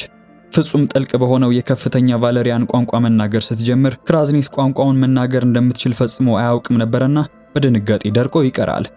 ዳነሬስም መደንገጡን ስትመለከት እኔ የቫለሪያ ልጅ ነኝ፣ ቫለሪያን ደግሞ የአፍ መፍቻ ቋንቋዬ ነው በማለት የአምባገነኑን ነጋዴ ኩራት ትሰብረዋለች። ወታደሮቹ ሁሉ የእርሷን ንጉሳዊ ትዕዛዝ እንዲሰሙና እንዲታዘዙ ጅራፉን ወደ ሰማይ ከፍ አድርጋ አንሰሊዶች ጦራችሁን አንሱ ስትል በሺዎች የሚቆጠሩ ወታደሮችን በአንድነት ትዕዛዟን ይፈጽማሉ። ቀጥላም ወደ ሸጠችው ድራገኗ ዘወር በማለት ታዋቂውንና ጨካኙን የጥፋት ቃል ድራካሪስ በማለት በከፍተኛ ድምፅ እንደጮኸች ድሮጎ ወዲያውኑ ክንፎቹን ዘርግቶ ከውስጡ የሚወጣውን ታላቅና የሚበላ እሳት በባሪያ ነጋዴው ክራዝኒስ ላይ ይለቅበታል። ደነሬስም ለጦሩ አዲስ ትዕዛዝ በመስጠት በአስታፖር ከተማ ያሉትን ባሪያ ነጋዴዎችን በሙሉ እንዲገድሉ ሰንሰለቶቻቸውንም እንዲሰብሩ ታዛቸዋለች። ከተማዋ በአንድ ጊዜ በጦርነት ድምፅ ተሞልታ አንሰሊድ ወታደሮች እያንዳንዱን ጨቋኝ ጌታ ያለምንም ምህረት ሲያጠፉ ጆራ ሞርሞንትና ባሪስታን ሴልሚ የደነሬስን ታላቅ የአመራር ብቃትና ብልሃት አይተው በከፍተኛ አድናቆትና ክብሮት ውስጥ ይወድቃሉ። ይህ ታላቅ የነጻነት ውጊያ ካለቀና ከተማዋ በቁጥጥሯ ስር ከዋለች በኋላ ደነሬስ ታርጌሪያን መላውን የአንሰሊድ ጦር በከተማዋ መውጫ በር ላይ አሰልፋ ታስቆማለች። ወደ እነርሱም በኩራትና በደግነት እየቀረበች አሁን ሙሉ በሙሉ ነፃ ወንዶች መሆናቸውን ከፈለጋችሁ እንደ ነፃ ሰው መሄድ ትችላላችሁ ወይም ደግሞ እንደ ነፃ ወታደር ከኔ ጋር ሆናችሁ ልትዋጉ ትችላላችሁ በማለት ምርጫውን ለነሱ ትተዋለች። ወታደሮቹም ለሰከንዶች በዝምታ እርስ በርሳቸው ከተያዩ በኋላ አንደኛው ወታደር ጦሩን መሬት ላይ በመምታት ታማኝነቱን ያሳያል። ብዙም አልቆየም። ወዲያውኑ መላው 8000 ጦር በአንድነት ጦራቸውን መሬት ላይ እየመቱ የእርሷን መሪነትና ንግስትነትን በታላቅ አክብሮት ይቀበላሉ። በጨለማ በተሞላ ዋሻ ውስጥ በዛሃውንድና በቤሪክ ዶንዳሪዮን መካከል በፍርዱ መሰረት የተሰጠውን ብይን በፍልሚያ ለመፈጸም የሰይፍ ፍልሚያው ይጀምራል። ሳዶር ከንጉስ ጠባቂነት ወደ እስረኛ ወርዶ ቤሪክ ዶንዳሪዮን ከተባለው የሽፍቶች መሪ ጋር በሰይፍ ሊፋለም ቆሟል። ቤሪክ አስማታዊ በሆነ መንገድ ሰይፉን በደምና በእሳት በማቃጠል ወደ ጠላቱ ሲያነጣጠር በልጅነቱ በገዛ ወንድሙ ምክንያት በእሳት የመቃጠል ዘላለማዊ ፍርሃት ያለበት ሳዶር በድንጋጤ ወደ ኋላ ያፈገፍጋል። ይሁን እንጂ የህልውናው ጉዳይ በመሆኑ ፍርሃቱን በመዋጥ ሰይፉን እያወዛወዘ ወደ ቤሪክ ይጠጋል። እሳቱና የብረቱ ድምጽ በዋሻው ውስጥ ሲያስተጋባ ይህንን አስፈሪ ፍልሚያ በቅርብ ሆና በከፍተኛ ጥላቻና በቀል የምትከታተለው ወጣቷ አርያ ስታርክ ይህን ወዳጇን የገደለውን ሰው በፍትህ ስም እንዲሞት በልቧ አጥብቃ ትመኝ ነበረ። ፍልሚያው በከፍተኛ ፍጥነትና ጭካኔ ከቀጠለ በኋላ በመጨረሻም ሳዶር በከባድ የሰይፍ ምት የቤሪክን ትከሻ ሰንጥቆ መሬት ላይ ይጥለውና ድሉን በማወጅ በነጻነት የመሄድ መብቱን ያገኛል። ቤሪክ በደም ተለውሶ መሬት ላይ ሲወድቅና ህይወቱ ስታልፍ አርያም በከፍተኛ ቁጣና ብስጭት ወደ ሳዶር ክሌገን ትሄድና ነፍሰ ገዳይ ልትሞት ይገባህ ነበረ በማለት በጩኸት ትወነጅሏለች። ነገር ግን በዚህ ቅጽበት የብርሃን አምላክ ካህን የሆነው ቶሮስ ወደ አስክሬኑ ጠጋ ብሎ ሚስጥራዊ ጸሎቶቹንና ጥንታዊ ቃላትን በፍጥነት ማነብነብ ጀመረ። በሚገርም አስማታዊ ክስተትም የቤሪክ ዶንዳሪዮን ከባድ ቁስል መፈወስ፣ የቆመው ልቡን በድጋሚ መምታት በመጀመሩ አይኖቹን ገልጦ እንዳዲስ ከሞት ይነሳል። ይህን ተአምር የተመለከተችው አርያ ፍጹም ግራ በመጋባትና በመገረም ወደ ቤሪክ ዶንዳሪዮን በመቅረብ ይህ እንዴት ሊሆን እንደቻለና ስንት ጊዜ ከሞት እንደተመለሰ በሹክሹክታ ተጠይቀዋለች። ቤሪክ ዶንዳሪዮንም በበኩሉ በደከመ ድምጽ ይህ 6ኛ ጊዜ ነው፣ ነገር ግን በእያንዳንዱ ጊዜ ስመለስ የነፍሴ አንድ አካል እየጠፋና ትውስታዬ እየደበዘዘ ይሄዳል በማለት ያብራራላታል። በሰሜናዊው የበረዶ ምድር ደግሞ ከቅጥሩ ባሻገር ካሉ የበረዶ ሰዎች ጋር የተቀላቀለው ጆን ስኖው ከነገዱ መሪዎች አንዱ ከሆነው ቶርሙንድ ጋር ከባድ ውይይት እያደረገ ነበረ።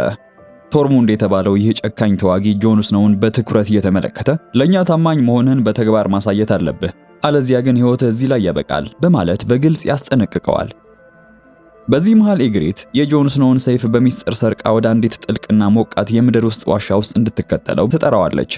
ጆን ሰይፉን ለማስመለስና ምን ልታደርግ እንደፈለገች ለማወቅ ወደ ዋሻው ውስጥ ሲገባ ዋሻው በሚያምር የተፈጥሮ ፍል ውሃና በሞቃት እንፋሎት የተሞላ መሆኑን ይገነዘባል። ጆን ስኖው እዚህ ላይ ነበረ በሌሊት ዘበኝነቱ የወሰደውን የምሽት ጥበቃ ማዕረግና የንጽህና መሐላውን በመጣስ ከኢግሪት ጋር ጥልቅና ስሜታዊ የሆነ ፍቅር ውስጥ የወደቀው። በሌላ በኩል በሪቨረን ግንብ ውስጥ የሰሜኑ ንጉስ ሮብ ስታርክ በገዛ ወታደራዊ አጋሮቹ ክህደት ይፈጸምበትና ከፍተኛ ውጥረትና የፖለቲካ ቀውስ ይከሰታል። ቀደም ብሎ ሪካርድ ካርስታርክ የተባለው ታማኝ መስፍን በልጁ ሞት የተሰማውን ከባድ በቀል ለመወጣት ሲል በእስር ላይ የነበሩትን ሁለት ወጣት የላንስተር ቤተሰብ ምርኮኞቹን በጭካኔ ያስወግዷቸው ኖረዋል። ሮብ ስታርክ ይህንን አጸያፊ ድርጊት ሲሰማ በከፍተኛ ቁጣ ተሞልቶ በእኔ ቁጥጥር ስር ያሉ ንጹሃን ሕፃናትን መግደል የጦርነት ሕጋችን መጣስ ነው በማለት ሪካርድ ካርስታርክን በእስር ቤት እንዲቆለፍበት ያዛል። እናቱ ካትሊን ስታርክ እና ባለቤቱ ታሊሳ ይህንን ሰው መግደል የጦርነቱን ሚዛን እንደሚያናጋውና የካርስታርክ ወታደሮች ጥለውት እንደሄዱ እንደሚያደርግ እርግጠኞች ስለነበሩ አጥብቀው ያስጠነቅቁታል። ነገር ግን ሮብ ስታርክ ለፍትህና ለሕግ ካለው ግትር አቋም የተነሳ ምክራቸውን ለመቀበል ፈቃደኛ ሳይሆን ይቀራል። በማግስቱ ጠዋት በከባድ ዝናብ የታጀበው አየር በግቢ ውስጥ ሲሰፍን ሮብ ስታርክ የሪካርድ ካርስታርክን የሞት ፍርድ በይፋ ለመፈጸም ወታደሮቹን በሙሉ በአደባባይ ይሰበስባል። ሪካርድ ወደ ፍርድ መቀበያው ቦታ እየቀረበ ሳለ ምንም አይነት የፍርሃት ስሜት ሳይታይበት እኔን መግደል የገዛ ወገንህን ደም ማፍሰስ ነው። እኔ የአባትህ ታማኝ ወዳጅ ነበርኩኝ እኮ በማለት ንጉሱን ሳይፈራ ይናገረው ነበረ። ሮብ ስታርክ በዚህ በኩል የሞት ፍርዱን ያሳለፈው አካል ራሱ ሰይፉን መምዘዝ እንዳለበት ስለሚያምን የራሱን ከባድ ሰይፍ አውጥቶ ወደ ከዳተኛው ሲቀርብ ሪካርድ ከመሞቱ በፊት እኔ እንደሞትኩ የዘላለም እርግማን ባንተና በቤትህ ላይ ይውረድ በማለት በከፍተኛ ጥላቻ የመጨረሻ ቃሉን ይናገራል። ይህ ንግግር ሮብ ስታርክ ፍርዱን እንዲያሳልፍ አልከለከለውምና ሰይፉን በመሰንዘር የሪካርድን አንገት በአንድ ምት ይለየዋል። ከዚህም የተነሳ እንደፈሩት ድርጊቱ የካር ስታርክ ሰራዊት ወዲያውኑ ንብረታቸውን ጠቅልለው ከጦርነቱ እንዲወጡ ያደረጋቸው ድርጊት ነበረ። በሃረንሆል ግንብ ውስጥ ጄሚ ላንስተር እጁን ከተቆረጠ በኋላ በከፍተኛ ህመምና ትኩሳት ውስጥ ሆኖ ህይወቱን ለማትረፍ ይጥር ነበረ። ሎክ የተባለው ጨካኝ ጠባቂ የጄሚን የተቆረጠ እጅ እያሳየ በስላቅና በንቀት ሲያሾፍበት ጄሚ ክብሩና ጥንካሬው እንደጠፋበት ተሰምቶት በዝምታ መብሰልሰሉን ቀጥሏል። ከቆይታ በኋላ ግን ሩዝ ቦልተን የተባለው የሮብ ስታርክ አማካሪና የግንቡ ገዢ ሁኔታውን አይቶ ይህ ሰው የታይዊን ላንስተር ልጅ ስለሆነ በክብር መያዝ አለበት በማለት ተገቢውን ሕክምናና እንክብካቤ እንዲያገኝ ትዕዛዝ ያስተላልፋል። ጄሚና እሱን ስትጠብቀው የነበረችው ብሪያን አብረው ወደ አንድ ፍል ውሃ ውስጥ እንዲገቡ ሲደረግ ጄሚ ላንስተር ካለው ከፍተኛ የሰውነት ድካም የተነሳ በውሃ ውስጥ ተቀምጦ ከዚያ ቀደም ተናግሮት የማያውቀውን ትልቅ ሚስጥር ለብሪያን ያካፍላት ጀመረ። በረጅሙ እንደተነፈሰም ሰዎች ሁሉ እኔን የንጉስ ገዳይ እያሉ በክህደት ቢከሱኝም እነሱ የሚያውቁት ግን የታሪኩን ግማሽ ብቻ ነው በማለት መናገር ይጀምራል። የቀድሞ እብድ ንጉስ ኤሪስ ታርጌሪያን መላውን የኪንግስ ላንዲንግ ከተማ በዋይልድ ፋየር አጋይቶ ንጹሃንም በሙሉ ለመጨረስ ትዕዛዝ ሰጥቶት እንደነበር እብዱ ንጉስ ከተማዋን እንድናቃጥልና የአባቴንም ራስ እንዳመጣለት ሲያዘኝ እኔ ግን ግማሽ ሚሊዮን ህዝብን ለማዳን ስል የገዛ ንጉሴን ከጀርባ ለመውጋት ተገደድኩ በማለት እውነታውን ይገልጥላታል። ኔድ ስታርክ ወደ ዙፋኑ ክፍል ሲገባ ያዳንኩትን የህዝብ ብዛትና ያስቀረውትን አደጋ ከመረዳት ይልቅ የንጉሱን መገደል ተመልክቶ በክህደት አይን ብቻ ሊመለከተኝ ወደደ ይላታል። ንግግሩን እንደጨረሰ ካለው ከፍተኛ የሰውነት መዳከም የተነሳ ዙሮት በብሪያን እቅፍ ላይ ሲወድቅ እሷም ንጉስ ገዳዩን እርዱት ስትል እርዳታ ትጠራ ጀመረች።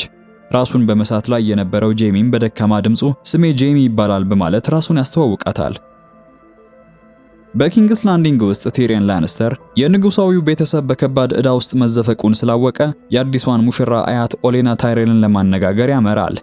ቲሪየን የሰርጉን ወጪ ለመቀነስና የገንዘብ ድጋፍ እንድታደርግለት ሲጠይቃት ኦሌና ግን በጥበብና በፈገግታ የሰርጉ ድምቀት ለህዝብ ማታለያ ስለሚጠቅም እኛ ግማሹን ወጪ እንሸፍናለን በማለት በሐሳቡ ተስማማለች። በዚህ መሃል ግን ሎራስ ታይሬል የተባለው ለሳንሳ ስታርክ ለመዳር ያቀዱት ተዋጊ ለገዛ አገልጋዩ ሳያውቅ የወደፊት የጋብቻ እቅዶቹን በሙሉ በሚስጥር ይናገራል። ሆኖም ይህ አገልጋይ የፒተር ቤሊሽ ሰላይ ነበረና የታይሬል ቤተሰብ ሳንሳ ስታርክን ለሎራስ ለመዳር ያቀዱትን ሚስጥር ወዲያውን ወስዶ ላለቃው ያሳውቀዋል። ፒተር ቤሊሽ ይህንን ወሳኝ ሚስጥር እንደሰማ በቀጥታ ወደ ታይዊን ላንስተር በመሄድ የታይሬል ቤተሰብ ሳንሳ ስታርክን በእጃቸው ለማስገባት ማቀዳቸውን በዝርዝር ነገረው። ታይዊንም የቤተሰቡን የበላይነት ለማስጠበቅ ሲል ወዲያውኑ ልጆቹን ሰርሲንና ቲሪየንን ወደ ውይይቱ አዳራሽ በአስቸኳይ ይጠራቸዋል። ሁሉም እንደተሰባሰቡም ድምጹን ከፍ አድርጎ የታይሬልን ሴራ ለማክሸፍ ስንል ቲሪየን ሳንሳ ስታርክን በግዴታ ያገባታል፣ ሰርሲ ደግሞ ለሎራስ ታይሬል ትዳራለች በማለት ትዕዛዝ አስተላለፈ። ይህንን የጋብቻ እቅድ የሰሙት ሁለቱም ልጆቹ በከፍተኛ ድንጋጤ ውስጥ ነበር የወደቁት። ቲሪየን ላንስተር ንጹህና ወጣት የሆነችው ሳንሳ ስታርክን ማግባት እንዳለበት ሲሰማ ራሱን መቆጣጠር አቅቶት አባቱን በቁጣ ይጋፈጠዋል። ይህ ጋብቻ ለሳንሳ ስታርክ ትልቅ ስቃይ እንደሚሆንባትና ቀድሞውኑ በቤተሰባቸው ምክንያት ክፉኛ መጎዳቷን ስለሚያውቅ ለአባቱ ለማስረዳት ሞከረ። ታይዊን ግን የልጁን ንግግር በማቋረጥ የላንስተር ስም ከሁሉም በላይ መሆኑንና የሰሜኑን ምድር በሷ በኩል ለመቆጣጠር ይህ ጋብቻ የግድ እንደሚያስፈልግ ያሳውቀዋል። ሰርሲ ላንስተርም እድሜዋ በመግፋቱ ሲቀጥልም እንደገና ለፖለቲካ ሲባል መስዋዕት መሆን እንደማትፈልግ ለአባቷ ብትነግረውም ታይዊን ላንስተር ግን ውሳኔውን የሚለውጥ ሰው አልነበረምና ክርክራቸው ልፋት ብቻ ነበረ። ይህንን ሴራ የማታውቀው ሳንሳ ስታርክ ሎራስ ታይሬልን አግብታ የነጻነትና የቅንጦት ህይወቷን ለመኖር ውብ ወደ ሆነው ሃይጋርደን ከተማ ለመሄድም በደስታ እያለመች ነበረ። ፒተር ቤሊሽ ወደ እሷ ቀርቦ አሁንም ቢሆን እዚህ ከተማ ትልቅ አደጋ ስላለባት ከእርሱ ጋር አብራ ለማምለጥ ፈቃደኛ ከሆነች ይጠይቃታል። ሆኖም ሳንሳ በቅርቡ የታይሬል ቤተሰብ አባል ሆናለሁ ብላ በመገመቷ እኔ እዚህ መቆየት ስለመረጥኩኝ ያቀረብከውን የሚስጥር ጉዞ አልቀበልም በማለት ጥያቄውን ውድቅ ታደርግበታለች። ይህ ውሳኔዋ ግን ሳታውቀው ወደ ቲሪየን ላንስተር አስገዳጅ ጋብቻና ወደ ከፋይ ፖለቲካ ወጥመድ ውስጥ እየመራት መሆኑን ፈጽሞ አልተረዳችም ነበረ። በተመሳሳይ ሰዓት ከባህር ማዶ ባለው የአስታፖር ከተማ የድራገኖች እናት የሆነችው ዴነሬስ ታርጌሪያን ያሰለጠነቻቸውን ጠንካራ የአንሰሊድ ሰራዊት በታላቅ አክብሮት መምራት ጀምራለች። ወደ ሰራዊቱ አዛዦችም ቀርባ የራሳቸውን መሪ እንዲመርጡ እድል ስትሰጣቸው እነርሱም ግሬ ወርም የተባለውን ታማኝና ቆራጥ ተዋጊ የሰራዊቱ ዋና አዛዥ አድርገው በይፋ ይመርጣሉ። ደነሬስ ወደ ግሬ ወርም ቀርባ ይህ ስም ባሪያ በነበርክበት ዘመን ባለቤቶች የሰጡህ የስድብ ስም ስለሆነ አሁን ነፃ ሰው በመሆንህ የራስን እውነተኛ ስም መምረጥ ትችላለህ በማለት በደግነቷ ታሳውቀዋለች። ነገር ግን ግሬ ወርም ስሙ ደነሬስ ታርጌሪያን የዚህን ሰው ሰንሰለት በሰበረችበት ቀን የነበረኝ ስም ነው፣ ከዚህም የተነሳ የተባረከ ስም በመሆኑ ይህንኑን ስም ማቆየት እመርጣለሁ በማለት ይመልስላታል። ወደ ሰሜኑ የጦር ግንባር ስንመለስ የሮብ ስታርክ ሰራዊት በሪካርድ ካርስታርክ መገደል ምክንያት ግማሹን ወታደር በማጣቱ የጦርነት ህልሙ ሙሉ በሙሉ አደጋ ላይ ወድቋል። ሮብ ስታርክ በካርታው ላይ ያየ አሁን ባለን አነስተኛ ኃይል የላኒስተርን ሰራዊት መጋፈጥ አንችልም፣ ስለዚህ አዲስ ወታደራዊ አጋር በአስቸኳይ መፈለግ አለብን በማለት ለባለቤቱና ለአማካሪዎቹ ሐሳቡን ያጋራቸዋል። ትንሽ እንዳሰቡም ብቸኛው አማራጫቸው ከዚህ ቀደም የጋብቻ ቃል ኪዳኑን አፍርሶ ያሳዘናቸውን የወልደር ፍሬን ቤተሰብ በድጋሚ ጠይቀው ወዳጅነት መፍጠር፣ ድልድዩንም ማቋረጥ ብቻ መሆኑን ይገነዘባሉ። ወልደር ፍሬ እኔን ክፉኛ ቢጠላኝም እጅግ በጣም ብዙ ወታደሮች ስላሉት አሁን ወደ እርሱ ሄጄ ይቅርታ ለመጠየቅና አዳዲስ ስምምነት ለማድረግ እገደዳለሁ በማለት ሮብ የመጨረሻውን አደገኛ እቅዱን ያሳውቃቸዋል። በበረዶ በተሸፈነው የሰሜን ምድር ውስጥ ሳሙኤል ታርሊና ጊሊ በአማጽያኑ የሌሊት ዘበኞች ከተቃጠለው የክራስተር መኖሪያ ቤት ከመለጡ በኋላ በጨለማው ጫካ ውስጥ መንገዳቸውን ለመፈለግ በከፍተኛ ፍርሃት መጓዝ ላይ ናቸው። በመንገዳቸው ላይ ጥቂት እረፍት ለማድረግ ሲቀመጡ ጊሊ ሕፃኑን ማልቀስ ለማስቆም እየሞከረች መዳረሻቸው ጋር ለመድረስ ምን ያህል ርቀት እንደሚጓዙ ጠይቀዋለች። ሳም አይኖቿን በትኩረት እየተመለከተ ደህንነቱ ወደ ተጠበቀው ወደ ትልቁ የበረዶ ግንብ እየወሰዳት እንደሆነና እዚያም ማንም ሊነካቸው እንደማይችል በቅንነት እንዳስረዳት በዙሪያቸው ያለው የቁራዎች ድምጽ በጫካ ውስጥ ማስተጋባት ጀመረ። በሌላ በኩል በሪቨርላንድስ ምድር ውስጥ የምትገኘው አርያ ስታርክ ከብራዘርሁድ የሽፍቶች አባላት ጋር ሳለች አንጋይ የተባለው ቀስተኛ በዛ ላሉት ቀስት አጠቃቀምን ሲያስተምር በትኩረት እየተከታተለች ነው። አርያ በውስጧ ባለው የበቀል ስሜትና የቤተሰቧን መበተን እያሰበች ልቧ በከፍተኛ ሐዘንና ቁጣ ተሞልቶ ሳለ ጌንድሪ መጥቶ ከቡድኑ ጋር በመሆን የብረት ስራዎችን እየሰራ ለመቆየት መወሰኑን ይነግራታል። አርያ ግን ይህን ውሳኔ በፍጹም ልትቀበለው አልቻለችም። ስለዚህም ወደ እሱ ቀረብ ብላ እሱ ብቸኛው የቀራት ቤተሰቧ በመሆኑ አብሯት ወደ ሰሜን መጓዝ እንዳለበት እየተናነቃት ሐሳቡን እንዳይገፋበት ትማጸነዋለች። ጌንድሪ ግን ጭንቅላቱን ባሉታዊ መልኩ እየነቀነቀ በሕይወት ዘመኑ ምንም አይነት ቤተሰብ ኖሮት እንደማያውቅና አሁን ላይ ግን ሽፍቶቹ እንደ ወንድም እንደሚመለከቱት በቁጭት ያስረዳታል። ይህ ንግግሩ የአርያ ስታርክን ልብ ክፉኛ የሰበረ ነበረ። ለሷ ጌንድሪ የመጨረሻው የምታምነው ጓደኛዋ ነበረና ጥሏት ሊሄድ መሆኑ ስትረዳ ብቸኝነት ይሰማታል። በተመሳሳይ ሰዓት ሜሊሳንድራ የተባለችው ቀይ ጠንቋይ ከድራገንስቶን ደሴት ተጉዛ የብራዘርሁድ መሪ ወደ ሆኑት ቶሮስና ቤሪክ ዶንዳሪዮን ዋሻ ትመጣለች። የሜሊሳንድራ ድንገተኛ መገኘት በአካባቢው ላይ የግራ መጋባት ድባብ ሲፈጥር አርያ ስታርክም ይችን ሚስጥራዊ ሴት በጥርጣሬ አይን መመልከት ትጀምራለች። ሜሊሳንድራ የቤሪክ ዶንዳሪዮንን አካል እየመረመረች 6 ጊዜ ከሞት መነሳቱን ስትረዳ በአምላኳ ኃይል ትገረማለች። ቶሮስም ይህንን አይቶ ተአምሩን እንዴት ሊያደርገው እንደቻለና እሱ ራሱ የእምነት ጥንካሬ የሌለው ተራ ሰካራም እንደነበረ ለሜሊሳንድራ በቅንነት ያጫውታት ሲጀምር ሜሊሳንድራ ግን ትኩረቷን ሙሉ በሙሉ ወደ ጌንድሪ በማድረግ የንጉስ ሮበርት ባራቲዮን የደም ሐረግ እንዳለውና ለአምላኳ መስዋዕትነት የሚያስፈልግ ታላቅ ኃይል በውስጡ እንደያዘ ትረዳለች። የሜሊሳንድራ አረመኔያዊ ዓላማ የገባት አርያ ግን በዚህ መሃል በከፍተኛ ቁጣ ወደሷ በመቅረብ ጠንቋይ መሆኗንና ጓደኛዋን ልትወስደው እንደማትችል በጩኸት ትነግራታለች። በዚህ ጊዜ ሜሊሳንድራ ወደ አርያ ስታርክ ፊቷን አዙራ ባይኗ ውስጥ ያለውን ጨለማና ወደፊት የምትገድላቸውን ሰዎች ጥላ ተመልክታ አስደንጋጭ ትንቢት ትነግራታለች። የብራዘርሁድ አባላት ሜሊሳንድራ በመጣችው የወርቅ ክምችት ተደልለው ጌንድሪን አሳልፈው ይሰጧታል። ጌንድሪም ታስሮ ወደ ፈረስ ጋሪው ሲወሰድ አርያ በከፍተኛ ቁጣና ጥላቻ ቤሪክ ዶንዳሪዮንንና ቶሮስን ከዳተኞች መሆናቸውን እየነገረች መራገሟን ትቀጥላለች። በሪቨርረን ምድር የሚገኘው ወጣቱ ንጉስ ሮብ ስታርክ ከእናቱ ከካትሊን ስታርክና ካጎቱ ከብራይንደን ስታርክ ጋር በመሆን የሰራዊቱን የወደፊት ዕጣ ፈንታ ለመወሰን በካርታው ዙሪያ ተቀምጠዋል። ሮብ የላንስተሮች የሆነችውን ካስተሪ ሮክ የተባለችውን ምሽግ ለመውረር የዋልደር ፍሬን ሰራዊትና ድጋፍ በግድ ማግኘት እንዳለበት ያውቃል። ሆኖም ልጁን እንደሚያገባለት የሰጠውን ቃሉን ታሊሳን በማግባቱ በመስበሩ ድጋሚ በፊቱ መቆም ብሎም ድርድር ለማድረግ እንደሚቸገር ገብቶታል። ቢሆንም መልእክት ይልክና የዋልደር ፍሬ መልእክተኞች መጥተው የጌታቸውን ጥብቅ ቅድመ ሁኔታዎችን ያቀርቡላቸዋል። ከነዚህ ቅድመ ሁኔታዎች መካከል አንዱና ዋናው የካትሊን ስታርክ ወንድም የሆነው ኤድሙር ታሊ የዋልደር ፍሬን አንዷን ልጅ ማግባት አለበት የሚል ነበረ። ኤድሞር ግን ይህንን ሲሰማ ፊቱ በድንጋጤና በቁጣ ተለውጦ እሱ የማያውቃትንና ምናልባት ማስቀያሚ የሆነችን ሴት ለፖለቲካ ጥቅም ሲል ብቻ ለማግባት ፈቃደኛ ለመሆኑን ለመግለጽ ብዙ አልቆየም። ነገር ግን ብራይንደን ስታርክ በመልሱ ደስተኛ አልነበረምና የወንድሙን ልጅ በትኩረት እየተመለከተ የጋብቻ ለሰራዊቱ ህልውናና ለጦርነቱ ድል ወሳኝ መሆኑን በቁጣ ይነግረዋል። ሮብ ስታርክም ጨምሮ ኤድሞርን ይህንን መስዋዕትነት ካላደረገ የስታርክና የታሊ ጥምረት ሙሉ በሙሉ የመፍረስ አደጋ እንደሚገጥመው፣ ጦርነቱም እንደሚሸነፉ ነገረው። በሁሉም ተጽዕኖና በኃላፊነት ስሜት የተሸነፈው ኤድሞርም በመጨረሻ ጋብቻውን ለመቀበል ይስማማል። በሃረንሆል ምሽግ ውስጥ የሚገኘው ጄሚ ላንስተር ከአሰቃቂው የእጅ መቆረጥ አደጋ በኋላ በጥቂቱ ያገገመ ከሩዝ ቦልተን ጋር በአንድ ትልቅ የምግብ ጠረጴዛ ዙሪያ ተቀምጧል። ሩዝ ቦልተን በጣም በተረጋጋ ሁኔታ አባቱ ታይዊን ላንስተርን ላለማስቆጣት እሱን ነፃ መልቀቅ እንደሚፈልግ ገለጸለት። ሆኖም ይህ ነፃነት የሚሰጠው ጄሚ ወደ ኪንግስ ላንዲንግ ሲመለስ ለደረሰበት የአካል ጉዳት ሩዝ ቦልተንን ተጠያቂ እንደማያደርግ ለአባቱ ቃል ከገባለት ብቻ እንደሆነ ያስረዳዋል። እሱም ይህንን እንደሰማ በውስጡ ቢያፌዝም አሁን ባለበት ሁኔታ ውስጥ ስምምነቱን ከመቀበል ውጭ አማራጭ እንደሌለ ያውቃልና ራሱን በአዎንታ ነቅንቆ ጥያቄውን ይቀበላል። ብራያን በበኩሏ የሩዝ ቦልተንን ተንኮልና የጄሚን ሁኔታ በከፍተኛ ስጋት ትከታተል ነበርና ሩዝ ቦልተን ወደ እሷ ዞሮ ሃረንሆል ውስጥ ለንጉስ ሮበርት ታማኝ ሆና እንደ እስረኛ እንደምትቆይ ይነግራታል። ያኔ የጄሚ ፊት ተለዋወጠ። ጄሚ ብራያን አብራው መሄድ እንዳለባት ለማሳመን ቢሞክርም እሱ ግን ውሳኔው የመጨረሻ መሆኑንና ተጨማሪ ክርክር እንደማይፈልግ ያሳውቃቸዋል። በኪንግስ ላንዲንግ ታላቅ ቤተመንግስት ውስጥ የሚገኘው የንጉሱ አማካሪ ታይዊን ላንስተር ልጆቹን ቲሪየንንና ሰርሲ ላንስተርን ወደ ቢሮ አስጠርቶ ስለ ወደፊቱ የፖለቲካ ጋብቻዎች ውሳኔውን ያለምንም ምህረት እንደነገራቸው፣ ቲሪየን ላንስተር ከአባቱ ቢሮ ወጥቶ በከፍተኛ ጭንቀት ውስጥ ሆኖ ወደ ሳንሳ መኖሪያ ክፍል ያመራል። ይህን አስደንጋጭ ዜና እንዴት እንደሚነግራት እያሰበ ወደ ክፍሏ እንደገባ ሳንሳ በክፍሏ ውስጥ ከሼይ ጋር ነበረችና ሌላ ፈተና ይሆንበታል።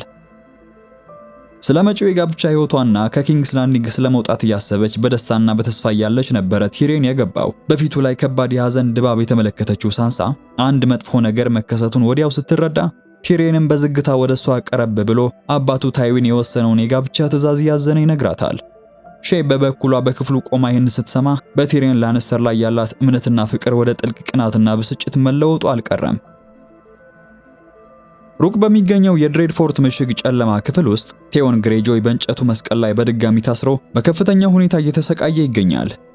ራምሴ ቦልተን የተባለው ጨካኝ ወጣት በቴዎን ላይ የሚያደርሰውን ስቃይ ያጣጣመ በተለያየ ስለታም መሳሪያ አማካኝነት አካሉን እየቆራረጠ በጭካኔ ሲያሰቃየው ነው የከረመው።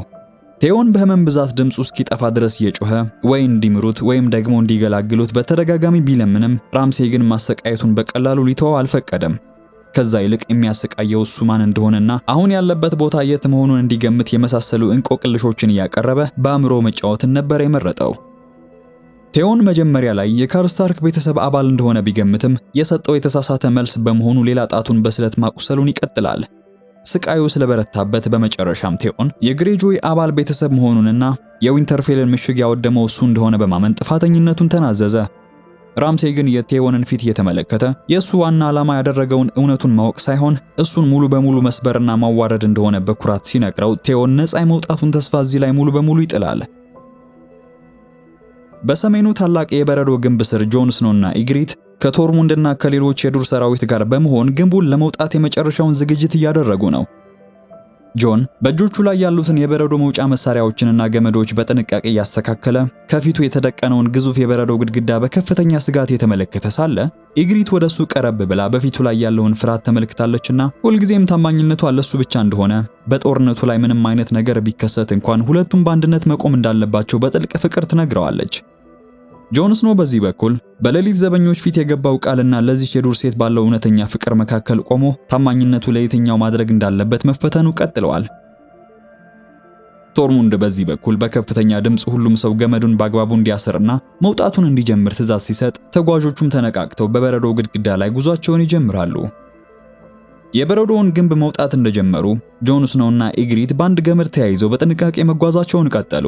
እያንዳንዱ እርምጃቸው ካልተጠነቀቁ በበረዶ መደርመስ ምክንያት ሞታቸውን የሚያፈጥነው በመሆኑ በጉዟቸው መሃል ካለው ኃይለኛ ነፋስ ጋር መታገላቸው አልቀረም።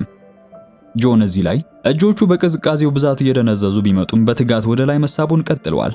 ቢሆንም በድንገት ከላያቸው ያለው የበረዶ ግድግዳ መደርመስ ሲጀምርና ከነሱ ጋር የነበሩትን በርካታ የዱር ሰዎች ሚዛናቸውን አስቶ ወደ ጥልቁ ገደል ሲከታቸው ኤግሪትና ጆን በዚህ በኩል በፍርሃት በገመዱ ላይ ተንጠልጥለው ባሉበት ገመዱ ሊበጠስ ይደርሳል።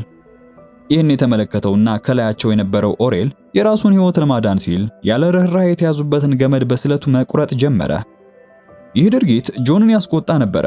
ኤግሪት መውደቋ እንደሆነ እያወቀች ስትጮህ ጆን ትኩረቱን ከኦሬል በማንሳት የመጨረሻውን ኃይል አውጥቶ በበረዶ ላይ አዲስ መወጣጫ ይተክልና ሁለቱንም ከሞት ያድናቸዋል። ብዙም አልቆዩም። ጆንና ኤግሪት በመጨረሻ ታላቁንና አስቸጋሪውን ጉዞ አጠናቀው የግንቡን ጫፍ በመርገጥ ከባዱንና የመጀመሪያውን እክል ያልፋሉ። ጆን ከፍታው ላይ ቆሞ ወደ ደቡብ ምድር ሲያማትር አረንጓዴውና ሰፊው የሰባት መንግስታት ግዛት በፊቱ ተዘርግቶ ተመለከተ። ከዚህ በፊት አይታው የማታውቀው ኤግሪትን በበኩሏ ይህንን ታላቅ ምድር ካፈቀረችው ጆን ስኖው ጋር በመሆን በአድናቆትና በደስታ ትመለከት ነበረ። በኪንግስ ላንዲንግ የሚገኘው ሚስጥራዊው ፒተር ቤሊሽ በራሱ መርከብ ላይ ሆኖ በንጉሱ እጅ ታይሙን ላነሰር እንደታዘዘው ዘቬል ወደሚሉት ምድር በመጓዝ ሊሳ አሪንን እንዲያገባና ያላቸውን የስልጣን ቁጥጥር ለማስፋፋት የመጨረሻ ዝግጅት እያጠናቀቀ ነው። ሌላኛው ቫሪስ በበኩሉ በቤተ መንግስት ውስጥ ሆኖ የፒተር ቤሊሽን መነሳትና ያደረጋቸውን አዳዲስ እንቅስቃሴዎች በከፍተኛ ጥንቃቄ እየመረመረ እቅዶቹን ለማክሸፍ መሞከሩን ቀጥሏል። ሊትል ፊንገር ለቫሪስ ቀደም ሲል በነበራቸው ውይይት ላይ ዓለማችን እውነተኛ ስርዓት የሌላት መሆኗንና ይህ ውጥንቅጥም ለብዙዎች ውድቀት ለጥቂቶች ግን ወደ ከፍታ የሚወጡበት መሰላል መሆኑን በኩራት ነግሮት ነበረ። ይህ በእንዲህ እንዳለ ሮዝ የተባለችውና ለሊትል ፊንገር እየሰራች በድብቅ ለቫሪስ መረጃ ስታስተላልፍ የነበረችው ሴት በሊትል ፊንገር እጅ ተይዛ ለንጉስ ጆፍሪ ባራቲዮን አሰቃቂ ጨዋታ ተላልፋ ተሰጥታ ነበረ። ንጉስ ጆፍሪ በአዲሱ የቀስት መሳሪያው አማካኝነት ሮዝን በክፍል ውስጥ በጭካኔ እንደገደላት ቫሪስ ሲሰማ በከተማ ውስጥ ያለው የጭካኔና የሴራ ደረጃ ምን ያህል አደገኛ መሆኑን አውቆ በከፍተኛ ሐዘንና በትካዜ ውስጥ ወደቀ። ይህ ሁሉ ሲሆን ተሰናብቶ ሄደው ሊትል ፊንገር በመርከቡ ላይ ሆኖ ከተማዋንም ትቶ ወደ ዘቬል ጉዞውን ጀምሯል።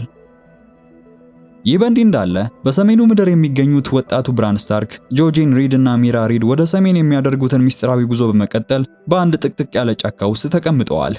ብራን በህልሙ ስለሚያየው ባለ 3 አይን ቁራ ሚስጥርና ስለ አእምሮ ኃይል ከጆጂን ጋር በጥልቅ ውይይት ማድረጉን ቀጥሏል።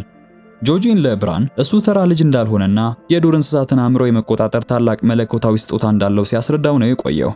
በዚህ ሁሉ ግን የጆጂንን ሚስጥራዊ ንግግሮች በከፍተኛ ጥርጣሬና ጥላቻ የምትመለከተው ኦሻ ልጁን ወደ አደገኛ መንገድ እየመራው እንደሆነ ማሰቧን አላቆመችም ነበረ። ብራን በሁለቱም መካከል ያለውን ክርክር ያዳመጠ ጉዞውን ሲቀጥል በውስጡ ግን የሱ እውነተኛ ተልእኮ ከቤተሰቡ አልፎ ዓለምን ካስፈሪው ጨለማ ማዳን እንደሆነ ይሰማው ጀምሯል።